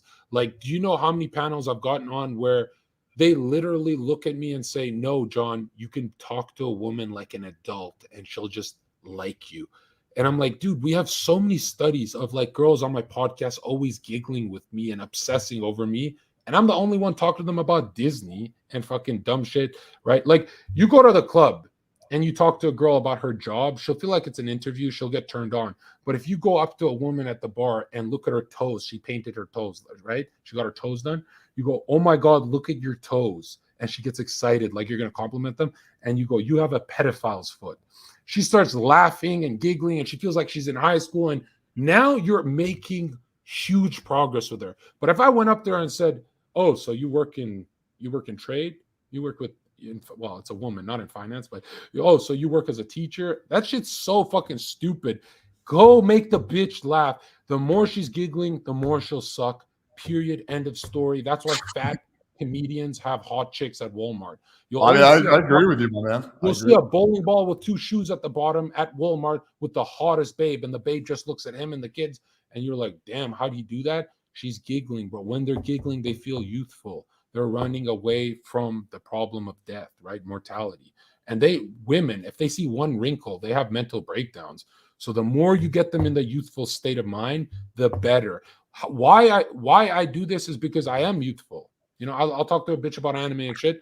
So for me, it's easy. How old are But you? if you're like a stern, boring guy, not making her feel youthful, she might be jealous of like a relationship her friend has with Zherka. You know what I mean? Who's probably John, dangerous. To, how old are you? I just turned 29, early birthday, so that's depressing. Happy birthday. Yeah, that's interesting. I mean, dude, the only thing you said tonight that I was actually surprised about. There's been only one thing you said tonight that I was surprised about. Can you guess what it is? Fuck. No, I can't. It was when you said that you lost your virginity at the age of 20. I did not Yeah. expect that. I thought you were fucking chicks when you're like 15, 16, honestly. No. I've noticed if you fuck a girl at a young age, you chase skirts for the rest of your life and you become a dog and a degenerate and a loser and you don't make that much money. But the guys who have held it, they do better. Like what's funny, no one talks about virgins having the most money. The NFT crypto guys, those guys who have coming out of their fucking eyes, those guys have all the money on the internet. They donate to me. And those guys are all virgins. Like there is a power to virginity no one talks about. Like Yeah, but I this. think I'd rather be the dude getting laid than be like the rich virgin and millionaire, in all honesty. Really? Yeah, for sure, man. I think money only does so much for your happiness, I'm, especially I once. mean, those guys, when they get around people like me, they do pretty good. Like they start to evolve. Like Charmanders, they start to evolve and they start to get bitches eventually. That's when I realized network is so big because I'm like, You could take anyone in this chat to the bar, but if this one chatter went with Alex and Zherka, the YouTube Twitch guys, that guy, you know how easy it would be for us to get him a girl? I mean, Right? I don't have nearly as much clout as you, but yeah, maybe for you, yeah. I You don't have think 100. You have 120,000 on YouTube. I have Yeah, 200 on Twitch. That balances out because YouTube is worth more. yeah, I guess. What's good? By the way, speaking on that topic, are you still banned from Twitch, or are you back on there? Yeah, it's still banned. And even when I'm unbanned, I'm not going back because I'm starting a podcast on YouTube with Heel Mike, 8 girls. We have like a Adriana Chechnik and all those big names. So we're going to use that. Kind of like Fresh and Fit. We're going to do that. And because really YouTube is where I belong. Like I can say whatever I want. And Twitch is not everything, but you can say a lot more than Twitch, yeah. There's still some well, I mean, you can be way funnier on YouTube. You can be funnier on YouTube, yeah. YouTube is one of the better ones. And I can drop the F slur here, Alex. Yeah, you can say faggot, yeah. No, don't do it. What the hell? No, I do it all the time. The only word you can't say as a white guy is the N word, but every other word you're good on. Nigga chill. Oh shit, man. All right. let's not do that again, please. I don't do the F slur, but Albanians can say it. Okay, I'll take your word for it. F slur is crazy. I'm surprised you say the F slur. Like that's where you draw the line. Yeah, yeah. I mean, a lot of that. Okay, here's my honest thoughts on that. Like, here's my thoughts on saying the N word. You have to be able to fight, right? Like I wouldn't recommend. No, I think that like in theory, I think in theory that like if you don't have any like racist intent, you're just saying it as like a joke or you're quoting something, you're not trying to like insult it. It should be in theory, should be fine. But like I'm not gonna like grandstand over that. I realize that like that's like fucking something that's gonna get me canceled. I realize that's something that's gonna make like a good amount of my like black viewers uncomfortable. So I'm just like not gonna like fucking protest over that. But yeah, I think if you have no black friends in your life and you say it, you're an idiot. Like you're gonna get fucking killed. Right. This dude wants to is asking you this question. Ask Zherka if he did drugs in the bars and clubs scene. Yeah, I did more cocaine than anyone in my city. I did more trenbolone. I ran the most violent, evil death cycle, steroid cycle when I was a bodybuilder. I worked as Dwayne Johnson's body double, not stunt double, body double for the movies Skyscraper. So I had to get big. I ran a lot of. I even took rat poison, trenbolone, clenbuterol, equipoise. I ran one of the most violent cycles I think I'm in the top 5 most violent cycles because it was high dose, but it wasn't the dose that was dangerous. Like more plates, more dates. Derek is who I'm sponsored by and a friend who worked at the bars with me. He saw my cycle and he's like, it's not even the dose that's so deadly. It's the compounds I chose. So I chose the most toxic drugs. I used to do Molly. I used to even do GHB for fun. I used to do a little bit of ketamine. I did everything except psychedelics because that's like a homosexual's drug. Wait, are you trolling or are you being serious? I can't tell. I'm serious. Like psychedelics are gay, you think? Yeah, they're gay. Well, they're psychological warfare from the CIA in the 1960s sexual revolution. So they're really like mind shattering. They put you in a dissociative state if you have a bad memory or bad thought. That's why when you meet people who do shrooms and psychedelics, you always look at them like they're pathetic losers. But if you meet a cokehead, that guy's in Wall Street. You don't have any friends who like did ayahuasca or did shrooms and then like changed their life? No, I block people for that. That's some homosexual shit. Interesting. I feel like not a homosexual very loosely. No, yeah, it is loose because I'm saying homosexual as in they're not rigid with their mind. They're just it's a spectrum. Like they're going anywhere. Like Molly is a lot of fun, but it rots your brain. You can't talk to the police on Molly. And the only problem with coke is like if you're impulsive and punch a police officer and go to jail forever. But other than that, coke just makes you rich. Right. I mean, it's like generally. I've done coke a few times. I made 200. Generally fucks with your health a lot. I mean, there's cleaner ways to get like to be focused. Like take Adderall and cocaine make you rich. You'll make $260,000 in your first year of doing those drugs. Yeah, there's also natural things that you can take that will have some. I'm kidding. Drugs are bad. Drugs are bad, but I'm not gonna. I hate these guys who are like Christian and lie about their use. Like, dude. I did more drugs than anyone in my city, and I would use them to fight people. Like I would take high-level androgens like halotestin, which makes me foam at the mouth with aggression, and I would never lose a street fight. That's how I got banned from Instagram, is those videos, violent street fights. I would never lose because some guys would take Percocets and downers to deal with pain, and they'd fight people at bars and they'd get drunk and stuff. I would use cocaine. So literally my pupils were so dilated, I would see their punches coming in slow-mo. And I had no idea amphetamines are this powerful for a street fight. A lot of guys on coke can't fight, but for me, it just made like, I have like crackhead energy and I'm very erratic and fucking high energy, but I'm 260 pounds. I'm 260 pounds and I move like a featherweight. So when I land a punch on someone, it's deadly. It's not like, this is how fucking 260 pounds, 6'5" guys move. Ugh. But me, I'm fucking crazy, right? So for me, the craziest thing was doing coke and fighting on the streets, right? And I had very good shit, right? I would fight a lot of people on that, and I got fired from most jobs for doing that. And Molly, I would never fight anyone. Ketamine, never. I never liked alcohol, and now I don't do drugs. You're completely clean now, really? You don't do anything? I'll do a Molly once a year, like I did it last year on an event. So yeah, that's the furthest I'll take it. And maybe Adderall. People are saying I should get prescribed, so maybe I'll get some Adderall. But You're like the last person that needs Adderall, from what I've seen.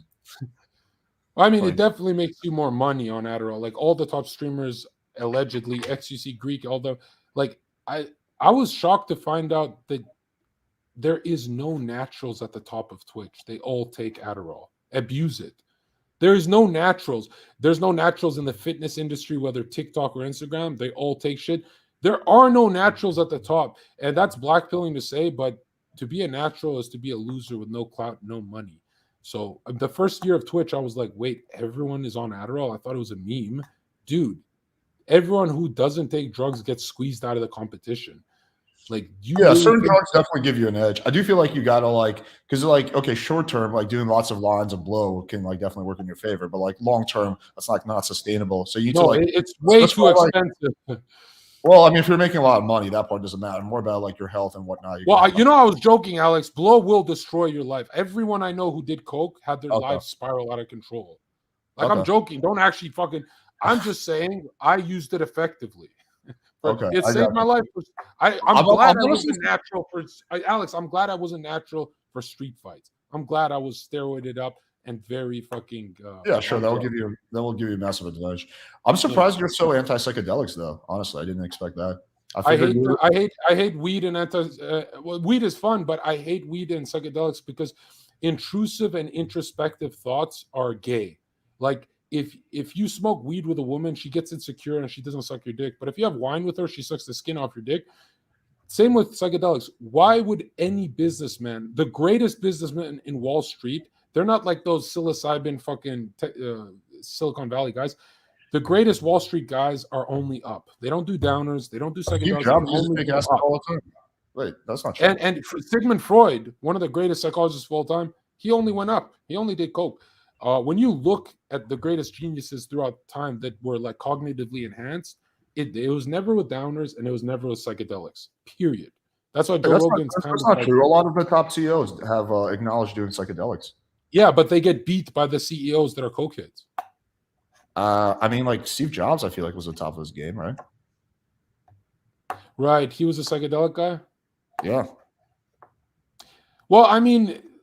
I think Elon Musk also does. Alex, would you feel safe giving Zherka a dose of let's say shrooms, and you'd be in a room with someone as violent? No, definitely not, my man. No offense. Yeah, I'm a violent guy. I'm not doing that stuff.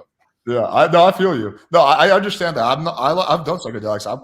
I'd rather do bath salts.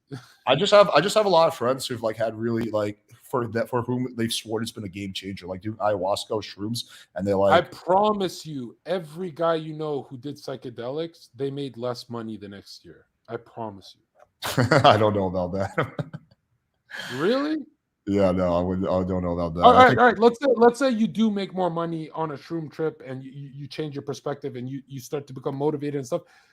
Eventually, you're gonna do that bad trip. Let's be honest. You're not gonna stop in the next 80 years. One day you're going to have that bad trip and you're going to turn into Connor Murphy. That is true. You're going to be drinking fucking splooge, your friend's splooge. That is definitely not something, not a road you want to go down. Alex, I DM'd Connor Murphy when he started. I'm like, psychedelics will make you psychotic. Don't do it. He ignored it. Within a month, everyone in my chat laughed at me because they're like, oh, it's not that bad. It's just ayahuasca. And the guy totally, he destroyed his career forever. But do you think Connor Murphy, here's a discussion I've had with my friends. Do you think Connor Murphy was like deliberately doing this for clout? Because that video did go like super fucking viral. Or you think that's no. You can tell that's psychosis, dude. Come on. That is one. Don't defend your shrooms. That's your ayahuasca. That's psychosis, Alex. Dude, the guy, he's never been the same. He had a mental breakdown, started crying in front of his family members. Yeah, no, you might be right, dude. I don't know too much about that. I just know that like how much shrooms do you do, Alex? I don't do shrooms. I haven't done shrooms in 5 years, my man. Oh, you defend them. I don't do psychedelics often. Yeah. What's your drug? What's the thing you've done the most? It's like boring. It's like kratom and kava. Kratom, yeah. Oh, is that the leaf you chew on? Yeah. Well, no, you don't chew on it. You just mix it with water. Okay, and that's like a painkiller. No, not it has some pain-killing effects, but typically works. It boosts your energy, creativity. I will honestly say that you're in Miami, Alex. You're in Miami. Not to interrupt, but you're in Miami. When I visit you next week, we're doing a bunch of blow. No, dude.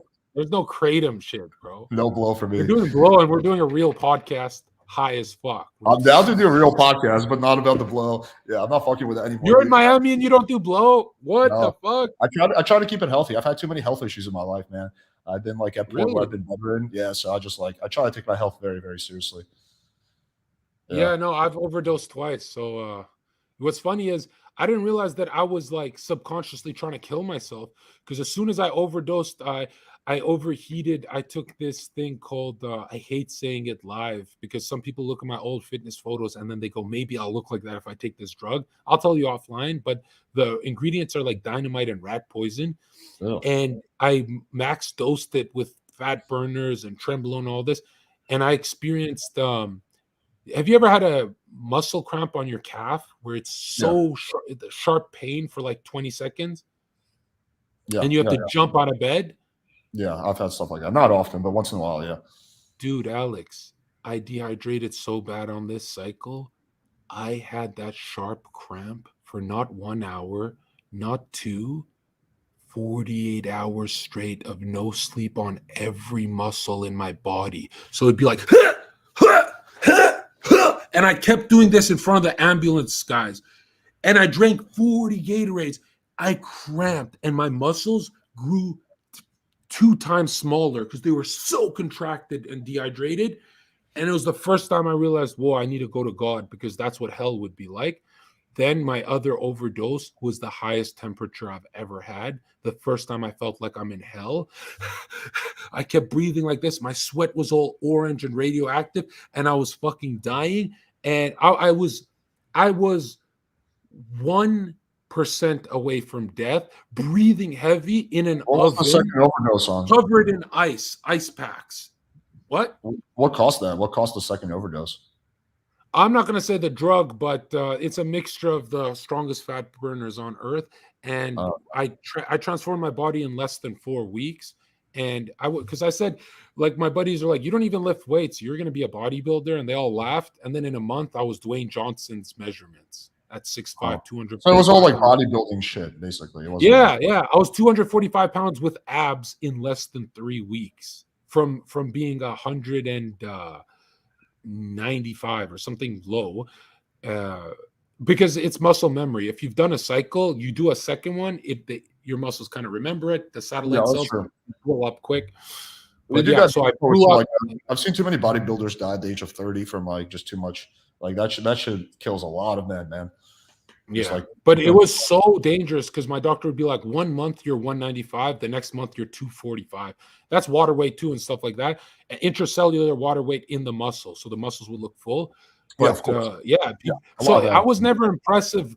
I wasn't impressive body wise. I was why everyone wanted to buy drugs off me, steroids off me, and why I became a drug dealer and shit is because no one in the city could believe it's not the transformation that's impressive. Oh, it's just another jack dude.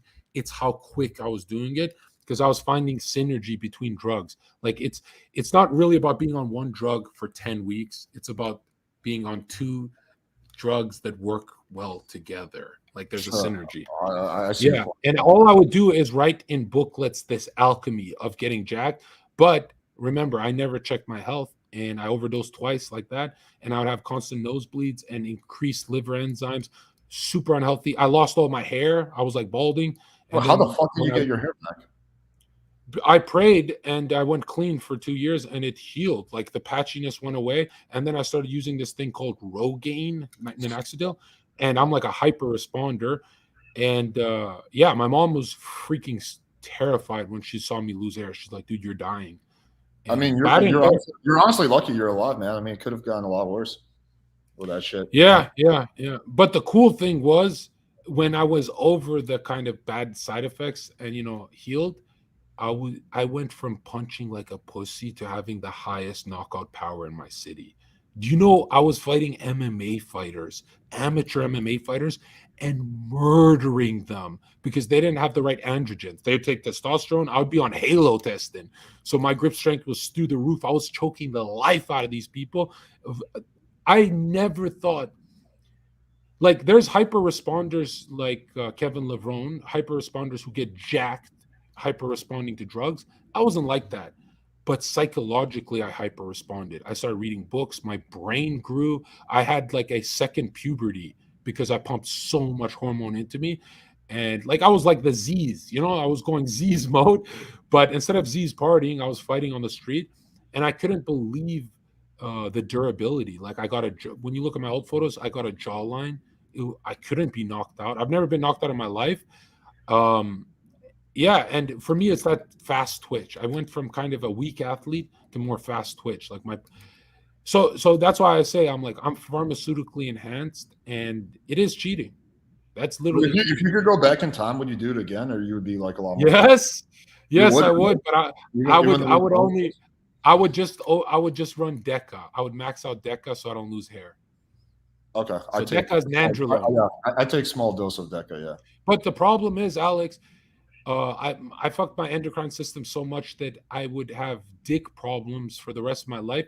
So my whole city would talk about me in group chats. The girls would be like, yo, I was in bed with Zherka and he didn't fuck me. Yo, he doesn't think I'm hot. And then the hotter girls would DM me because they're like, whoa, this guy has so much self-control. He gets every girl, doesn't fuck him. But it's because my dick didn't work, right? They're so fucking retarded. I would tell them to their face, my dick doesn't work. And they'd be like, no, you just don't like me. And I would see models crying in my bed. I'd be like, holy fuck. Women are stupid as fuck. I'm trying to fuck the shit out this bitch with a soft dick. And that's the first time I realized that, the highest level game is showing her you're not interested. That is the highest level of game, that she's wrapped around your finger for life. And then I had to do other things. I was like, you got to talk to me to get me hard. You got to sustain me hard. If I to this day, if I pull out of a girl for 4 seconds, I'll lose stiffness, right? So if I pull out, I yank that bitch down to suck my dick. I go, yo, do your fucking job, because I'm losing stiffness by the second. And I'll have those problems for the rest of my life because I really fuck with my shit. I'm glad you were able to utilize excessive steroid use to your advantage when it comes to getting laid. That was yeah. And it made me discover how much I like these girls dirty talking me. Because that it became more mental. I became more like a woman, I guess. Like it became. But don't you feel like so you no longer do steroids, or you still like? No. I love having hair. What the fuck? I want to have hair for. But don't you miss? How do you not miss that? Like the fucking enhanced training and looks and shit like that. It becomes very mentally addictive. Because I got more women. Like I was getting used to that size. Oh, I won't have women at a smaller size.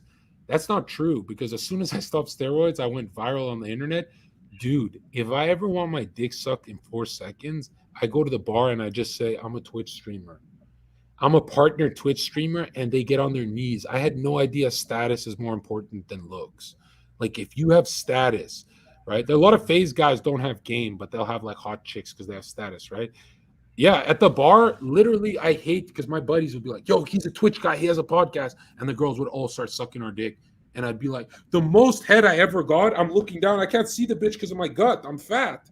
So I was like, yeah, I don't really miss bodybuilding, because when I quit bodybuilding, I got every girl sucking my cock.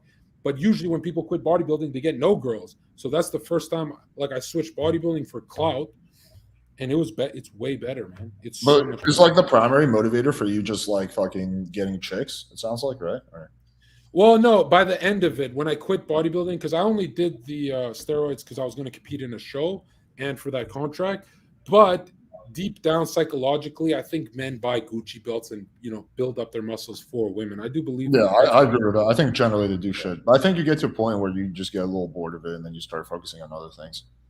But it is scary to me how I'm more confident in a fat.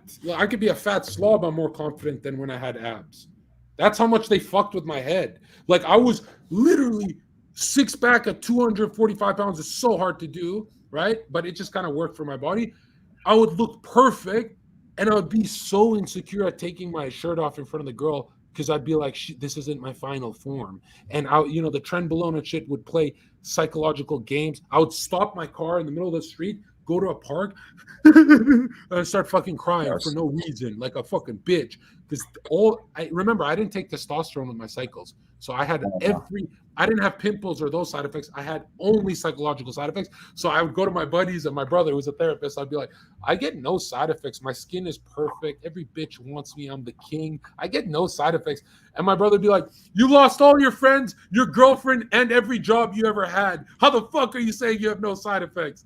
And which is funny because when I went natural, I still was losing jobs just because I was making these kind of jokes, like toxic jokes. That's why I went to war with liberalism, right? Like, I make weird jokes, Alex. I remember one girl having a fucking breakdown in the car ride home when I was after the theater.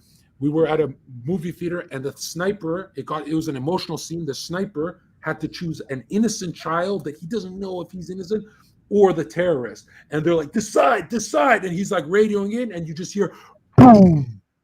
And this theater is dead silent with people like teary-eyed.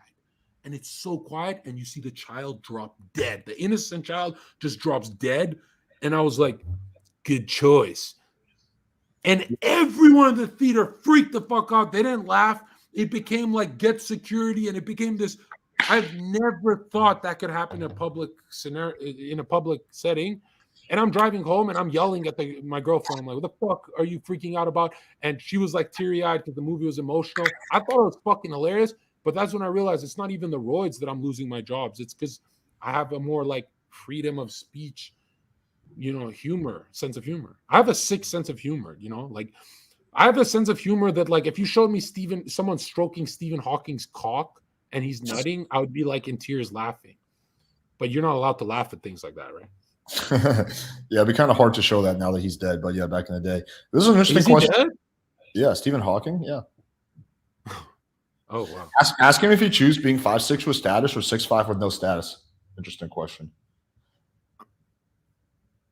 I'm gonna be honest, dude. If you're short, just kill yourself. I'm kidding. I'm kidding.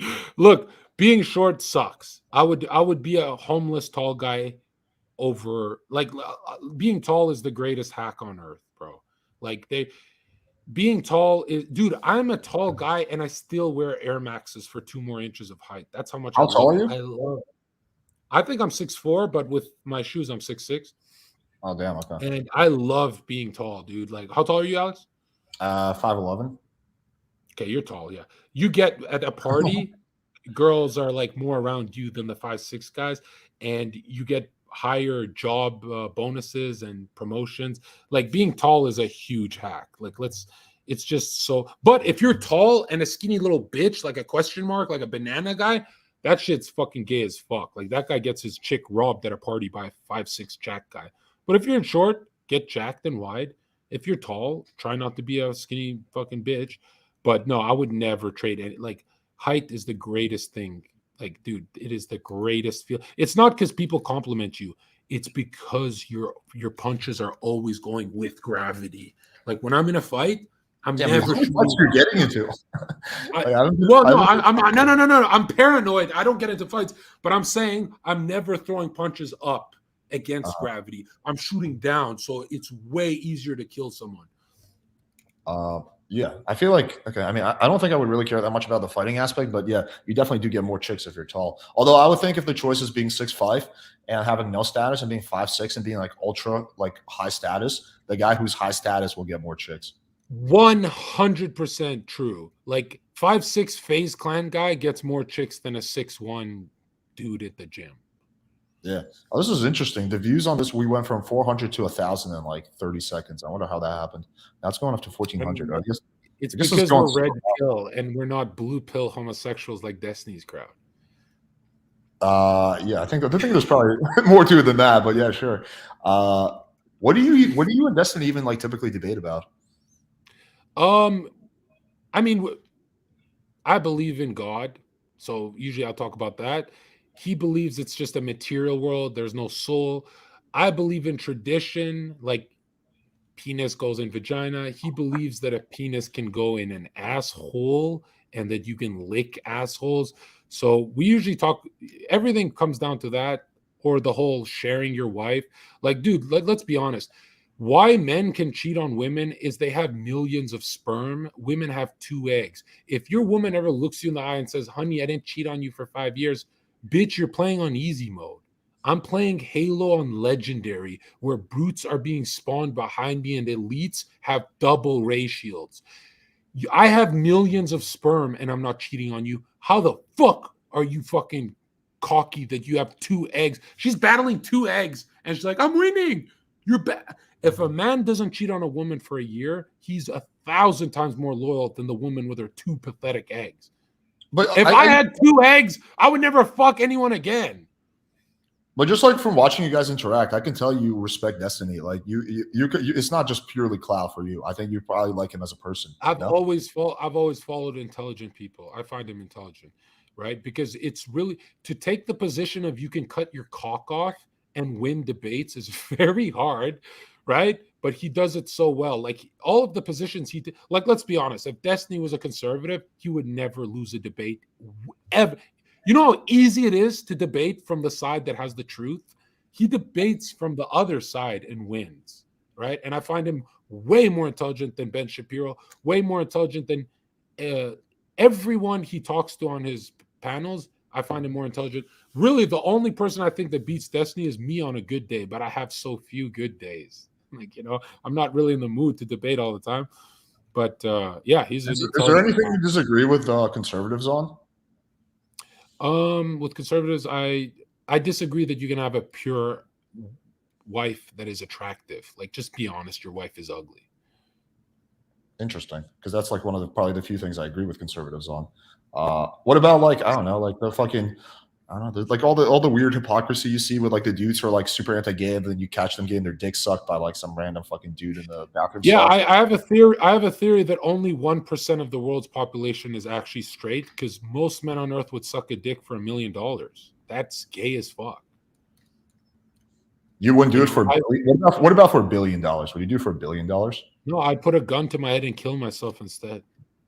There's something like, remember, I don't see the world as a material world like you guys. I see souls. I see, you know what I mean? I see that. I'm not really that materialistic either. I'm also like not on the materialistic side. What about this? Here's a hypothetical. You have a choice. You fucking okay, it's not suck a dick. You just touch this guy's dick for 30 seconds. If you don't, your whole family and everyone you love and all your friends get murdered. Would you do it? I'll suck a dick. There we go. For family, of course. But yeah, again, I'm not going to say it's not going to have psychological. I mean, you said touch his dick, not suck. That's the joke. You just jumped to the two. You're like, don't worry, bro. I'll suck it. Don't worry about it. I got you, man. He's like, you have to touch it. You're like, all you got to do is poke the dick. No, I'll suck it. But listen, man, I got you. Don't worry. A lot of people are going to say that's a Freudian slip. That's intentional comedy. Like, obviously, I'll just touch his dick. And yeah, to save my family, I'll touch his dick. Yeah. Yeah. But again, remember that if my brother murdered 40 people and told me about it, I would help him dig the graves. I would never rat on my brother. Yeah, I'm probably the same way. I don't have a brother, but for like my family. Well, let me ask you this question. What do you think about Sneako? What are your thoughts on him as a content creator? I met him in person. He's like one of the funniest dudes I've ever met, because he was losing this debate. I don't know if he was losing, but he was talking to these two feminists and he had nothing else left to say. And he didn't even say this as a joke. I don't think so. He was like losing to this girl named Pixie. She's just like pressuring him. And he said, "You're literally a woman. You bleed once a month." And it was like that was his like debate tactic.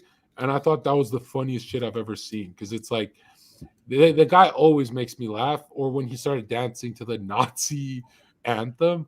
So Sneako's hilarious. I met him in person, and he actually inspired me because he said, "Zherka, I've never met someone in my 10 years on YouTube who can pick up girls in 20 seconds and drop them to their knees. Like I dropped them to their knees on the street to be next to my cock, and they were like hot girls, I guess." And he said, "Literally, you're a waste of talent. Like you could do this big." And I'm like, "Oh shit!" Hearing it from someone who's killing it is so sick. And I believe that. Like, I believe I'm more talented than Sneako, Destiny, and all these people combined, right? Like, but I love them still. And one thing I don't like about Sneako is he kind of sprays everyone. He goes to war with everyone, you know? And it's like, you got to pick your battles. Because, like, you don't want to go to war with everyone, right? That's not a good strategy because the internet is blue pill. The internet's not on your side, right? Yeah, if I had to pick one thing, I'd probably dislike the most about Sneako is the hypocrisy of like calling other people soy boys and then admitting on camera that you watched your girlfriend get fucked by another man. That to me is like. But check this out. You're everyone who says that, like you, why it's so hypocritical is because I'll bet you anything I can go on your channel and you probably have spoken about repenting and changing your ways. Every channel has talked about there's a shift you have in your psyche. Yeah, sure. Yeah. You believe people can change, but you'll still hold that over his head. Can people change or not? Say it right now. You have to double down now. Yeah, people can change, but I think hypocrisy is hypocrisy. Then you don't believe people can change. Just say you no. don't. You can say someone changed and then they're no longer a hypocrite, but they used to be a hypocrite, right? I used to fuck dirty bitches, but I changed. Like I'm not. You can't hold. But that that's not over. hypocrite. That's not hypocrite. That's not hypocrisy. Hypocrisy would be hypocrisy. I'm a conservative. It's a huge hypocrisy if you're a conservative. But you're not, as far as I know, you're not LARPing around saying I'm like pure, I'm a virgin, I'm gonna save myself for Jesus, right? Yeah. I mean, you should, but yeah. Well, yeah, hypocrisy would be if you're like on stream saying, "Yo, guys, like wait till marriage, it's okay. There's nothing, there's no rush to have sex," and then we find out that you're fucking a bunch of club bitches. That would be hypocrisy. I think like you should be. Oh, okay. All right. Yeah, but so it's not the actions. Isn't it more dangerous to focus on a man's low point and he completely 180'd and changed, and then no one wants to give him breathing room to change? Like, dude, if you don't give people breathing room to change, we're all gonna have turns, one day. No, I don't think he should be like canceled or anything. Like I made a post when he got canceled saying that, so it's a really extreme shame, even though I don't like the dude, that I don't think he should be canceled. Why I think he redeemed himself is because he's in a one-way relationship where he can cheat, but she cannot. So he redeemed it. Well, I look at more of like shit also, of like just like things that make me kind of like not respect him. Like the whole Fresh and Fit incident where he was like, they were doing a podcast and this dude was like going on a girl. And then like, I just don't really respect people who like, what's the term? Like gang pile or whatever. Right. So like, let's say like me and you are beating the shit out of some dude and then someone else comes in and joins us because we're winning. Like that's not really respectable. I think respectable is standing up for like the loser, not for the winner. So when I see him like dog pile and gang pile, like just random chicks who already game like obliterate, I'm just like, all right, like that's kind of like cowardly behavior, or like starting stupid fights and like trying to like show off guns and not also like really knowing what the fuck you're doing. So I don't know, man. Like, oh, dude, I make fun of Destiny, but when my chatters do it, I time them out. Because I'm like, I'm the only one who could do that. We don't dogpile. What the fuck? But I don't like you're in Miami, right? Yeah, he's been on my channel once, but no, we've never met each other in real life. Yeah, remember, I'm at war with the blue pill world, so Sneako's a sword. That's how I see him, right? I'll always defend him. Yeah, but sometimes you gotta call out people in your own tribe, right? I wouldn't call someone out if they did learn their mistake. Okay. You think he learned his mistake or no? I have no idea. I don't know. You think he's watching some dude fuck his girl right now? Come on. I have no idea, dude. I have no idea what he's not doing that anymore. Come on. Probably he's probably not doing it, but I have no idea. I don't know him well enough to make any kind of determination about what he does sexually or not sexually. I have no fucking idea. But in terms of you were talking about like how you're like more talented, whatever. I do think that here's an idea that I think would blow up the internet if when you came to Miami, we got video of you picking up girls, like the whole thing from start to finish. Like Yeah.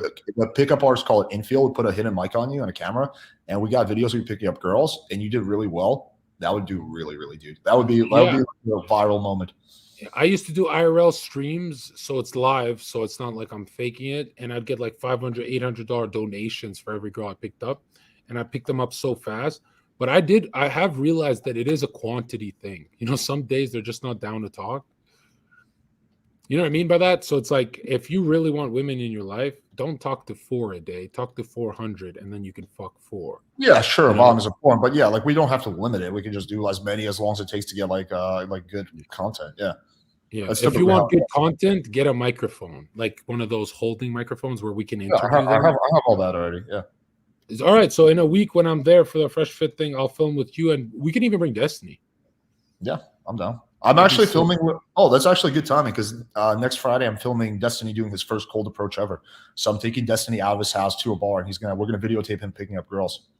That would be awesome. And you know what I'd love about you, me, and Destiny? That would be like blue pill. You're more in the middle, right? Purple. Yeah, probably more middle. Yeah. More extreme, like red. Yeah. So it would be like unstoppable team. But Destiny usually picks girls up in VC. He doesn't do bars, right? I know. It's gonna be. He said he's never done it at a bar, so it's gonna be his first time.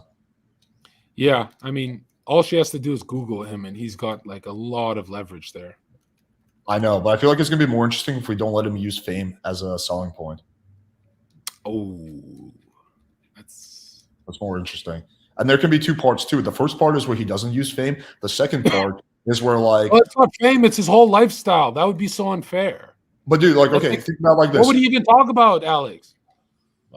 I have no idea. Just his political positions, his life experiences. I don't know, his travels. I don't know. He's a fairly interesting dude. Yeah, he's gonna pick her up talking about Obamacare, Alex. If he makes it sexy enough.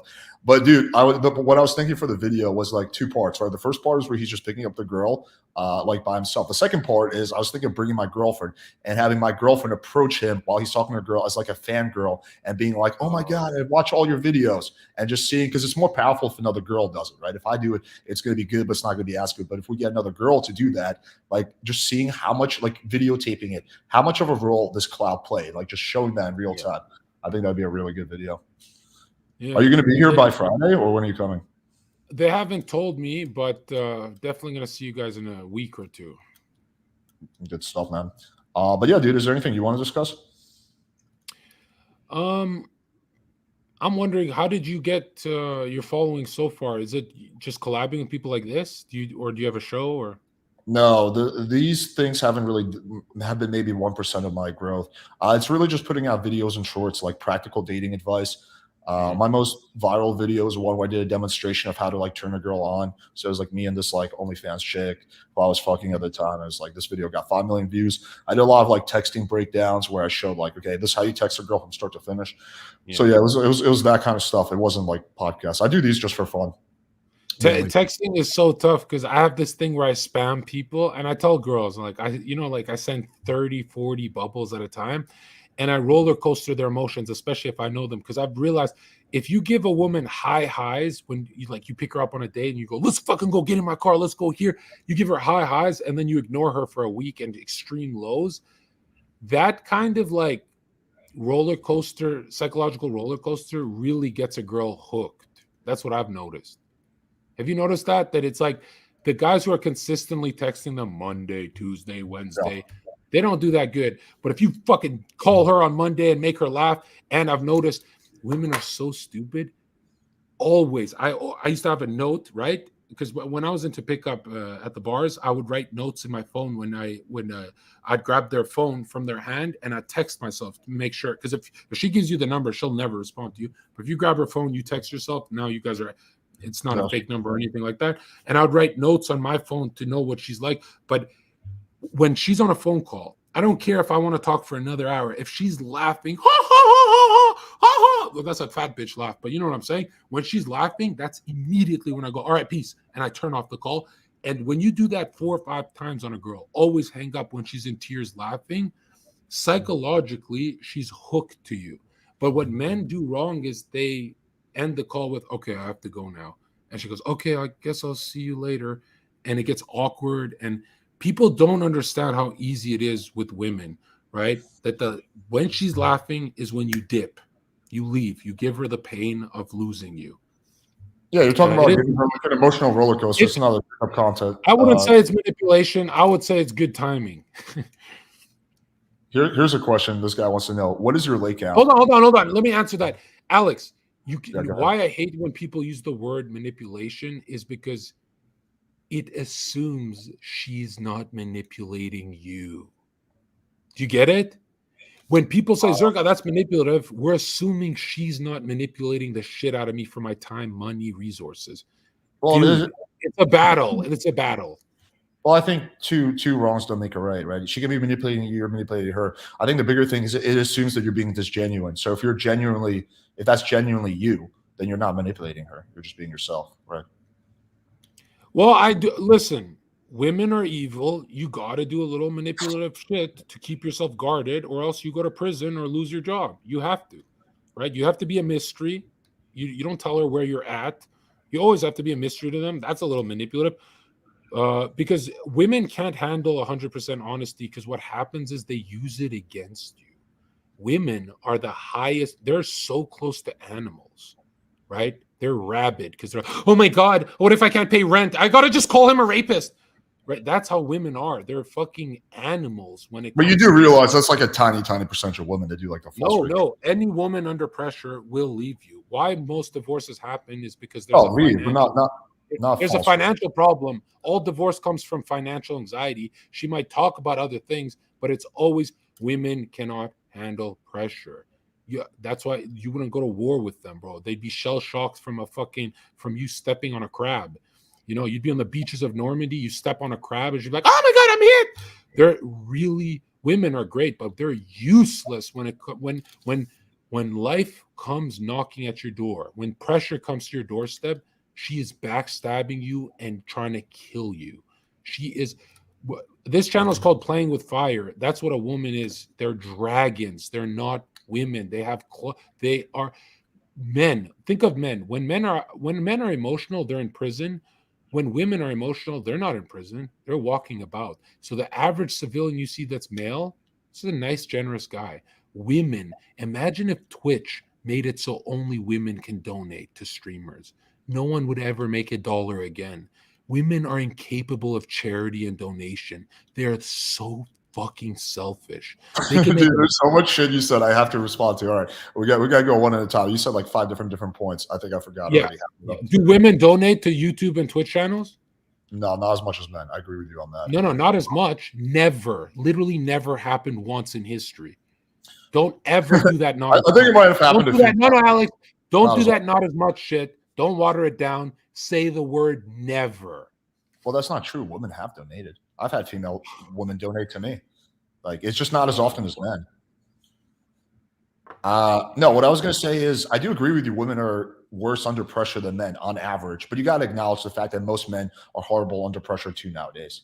Would you agree to Women that? suck at everything: philosophy, engineering, art, science. Dude, it's been thousands of years. They still haven't produced one genius. What? Wait, what? Thousands of years we're doing a group project and they haven't contributed for thousands of years over, according to fucking scripture, 5 maybe 6,000 years. Dude, they have not contributed one genius. The only genius they have is, like, to be fair, Helena Blavatsky, which is the woman who inspired Hitler. Like Satanists. Wait, my man, no, Bring up there's one. definitely been I mean, for sure, I agree with you. Like, there's more on average, if we go like super high IQ people, there's more men than women there. But there has been like female geniuses. Name a female genius. Name a female genius. Marie Huh? Curie.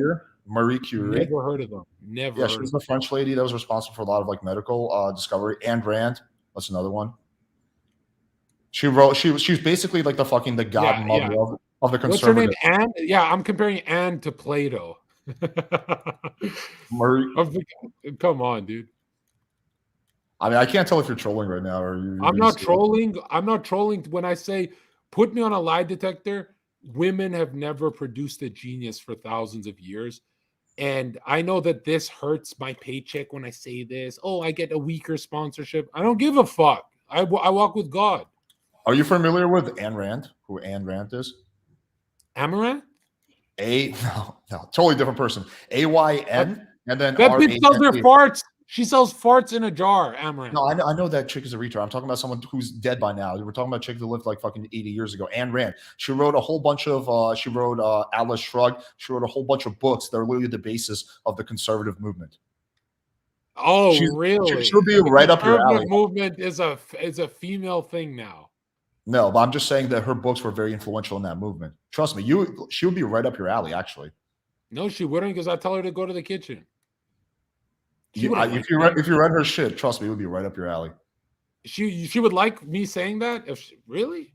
I have no idea, dude. I never met the chick. I'm just saying that her books would be right up your alley. Like, she talks about a lot of the stuff that you talk about. Okay, maybe I wouldn't call her a genius though. No, there's all right. Next point. Let me make it more blue pill. All right, all geniuses throughout history got fucked in the ass by a man. Have you noticed that? Pythagoras, Plato, Aristotle, every single president, Napoleon, Hitler, like all these guys who have like all this influence, they got fucked in the ass by a man. You think Hitler got fucked in the ass? Yeah, there's a lot of proof that came out from the Munich thing. That's why he was never around women. He was apparently a homosexual. Didn't he like marry some chick, like some actress near the end? Yeah, homosexuals marry chicks. It happened. Really? I never heard that. You really think Hitler was gay? Yeah, I do. Okay. I don't know enough about Hitler's like fucking sexual life to like. Why do you think I don't like him anymore? I'm kidding. To definitively disprove that. What was the second thing you said? I forgot. We're talking about the woman genius part, and then we're talking about what was the second thing you said after that? You say so much shit. Sometimes I can't remember all of it.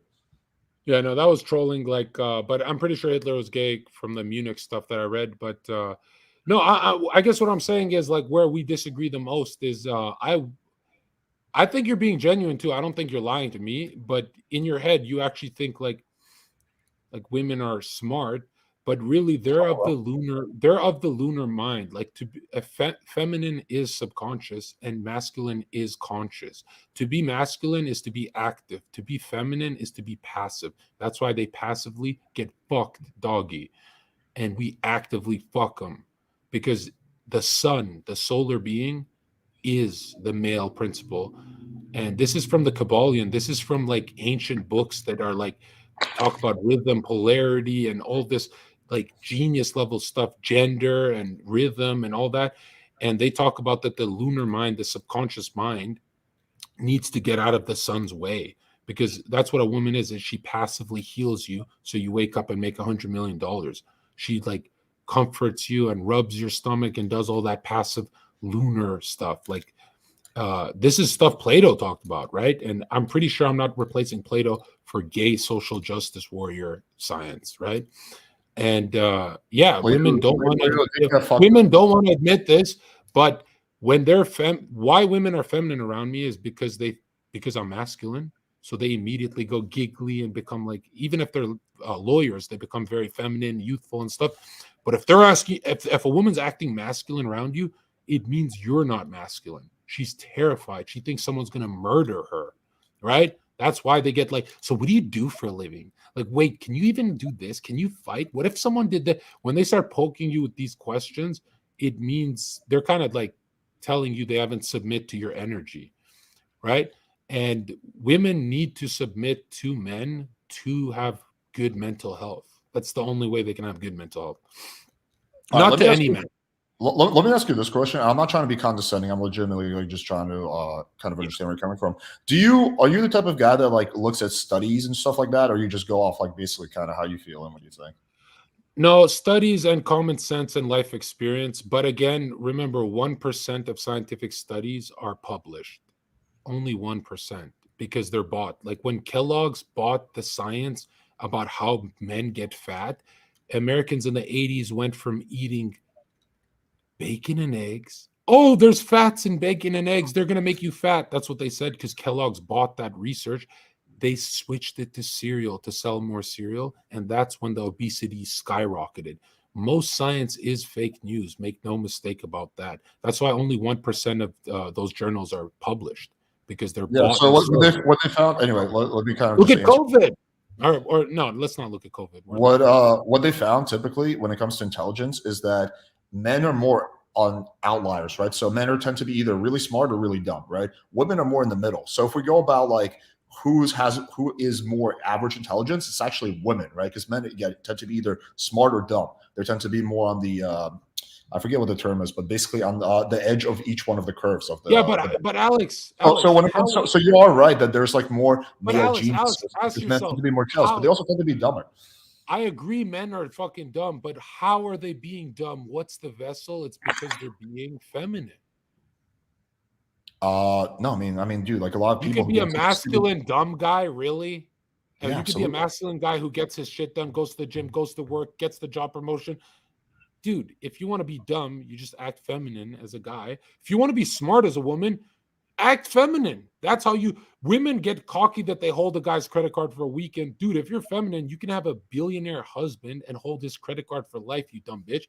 Like women, think about it, Alex. Women don't even realize that if you're a model at 22 years old, but you're a virgin, you have access to billions of dollars. And they watch their friends ruin their lives and they still fuck men. That's how fucking stupid they are. I watched 10 of my friends get fucked and have horrible lives. Now I'm getting fucked.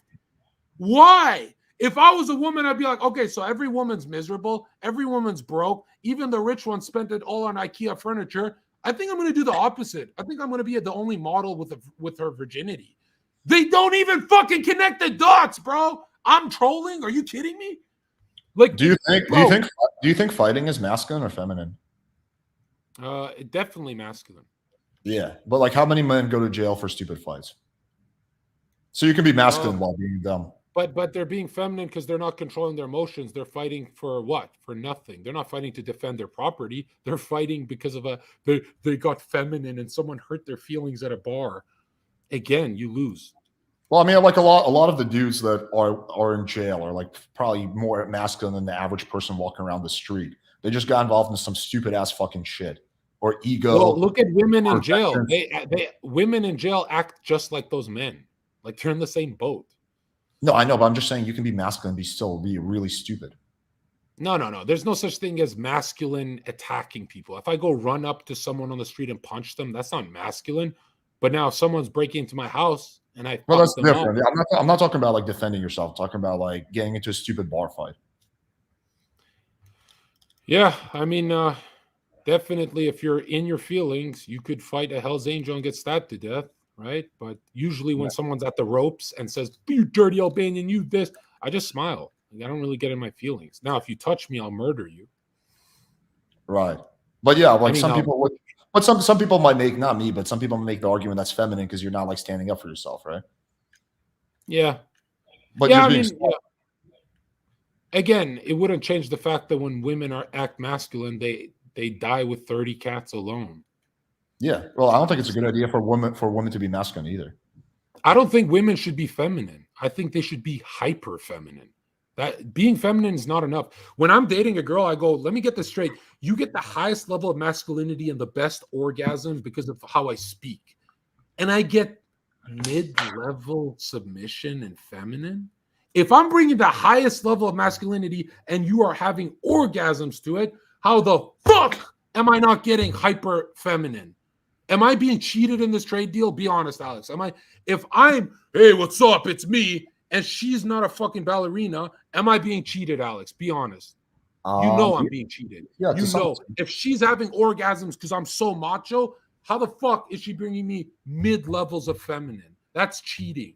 But then you would just never date that girl. Right? You would just screen that girl out. No, because who would replace her? No woman acts hyper feminine anymore, right? They only act hyper feminine when you make them come. And the greatest advice I'll give, if you fuck a girl in her house and you stay till morning time, she will leave you. Always leave the house when she's asleep.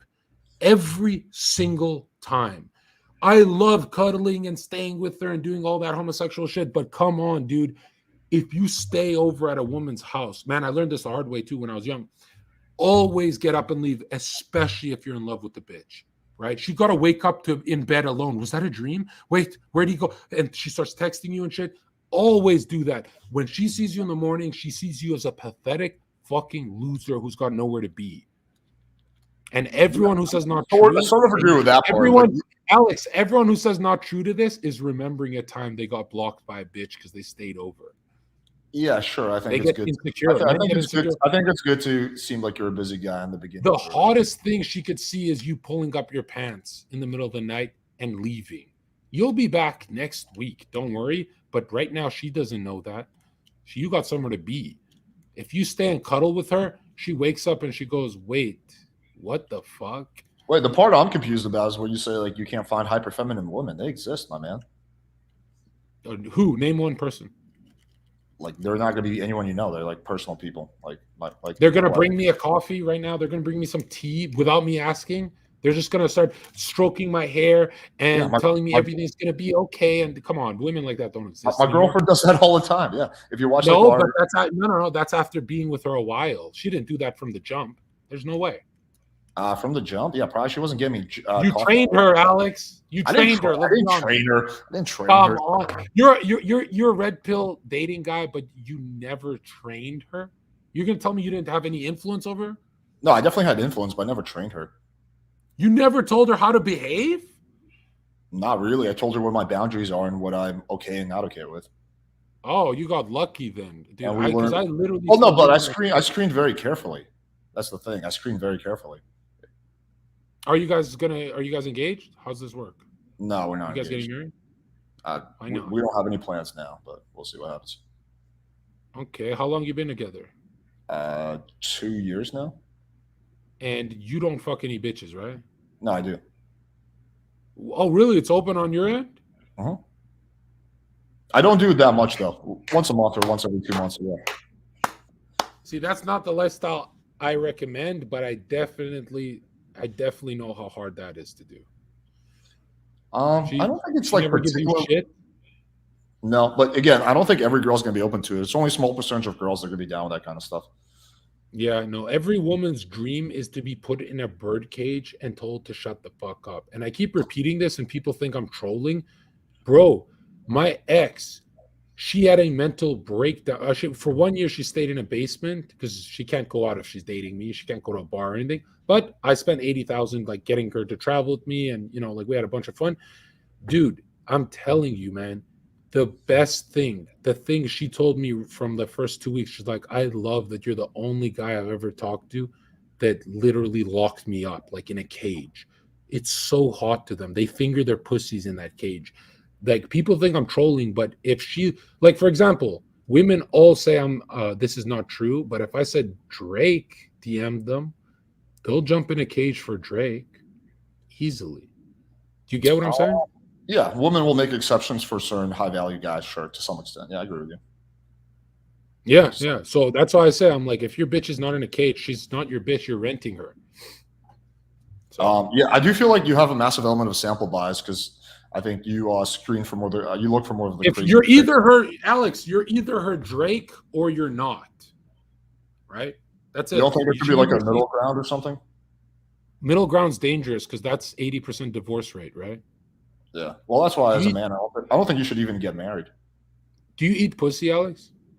No, my neck is fucked up, so I can't really.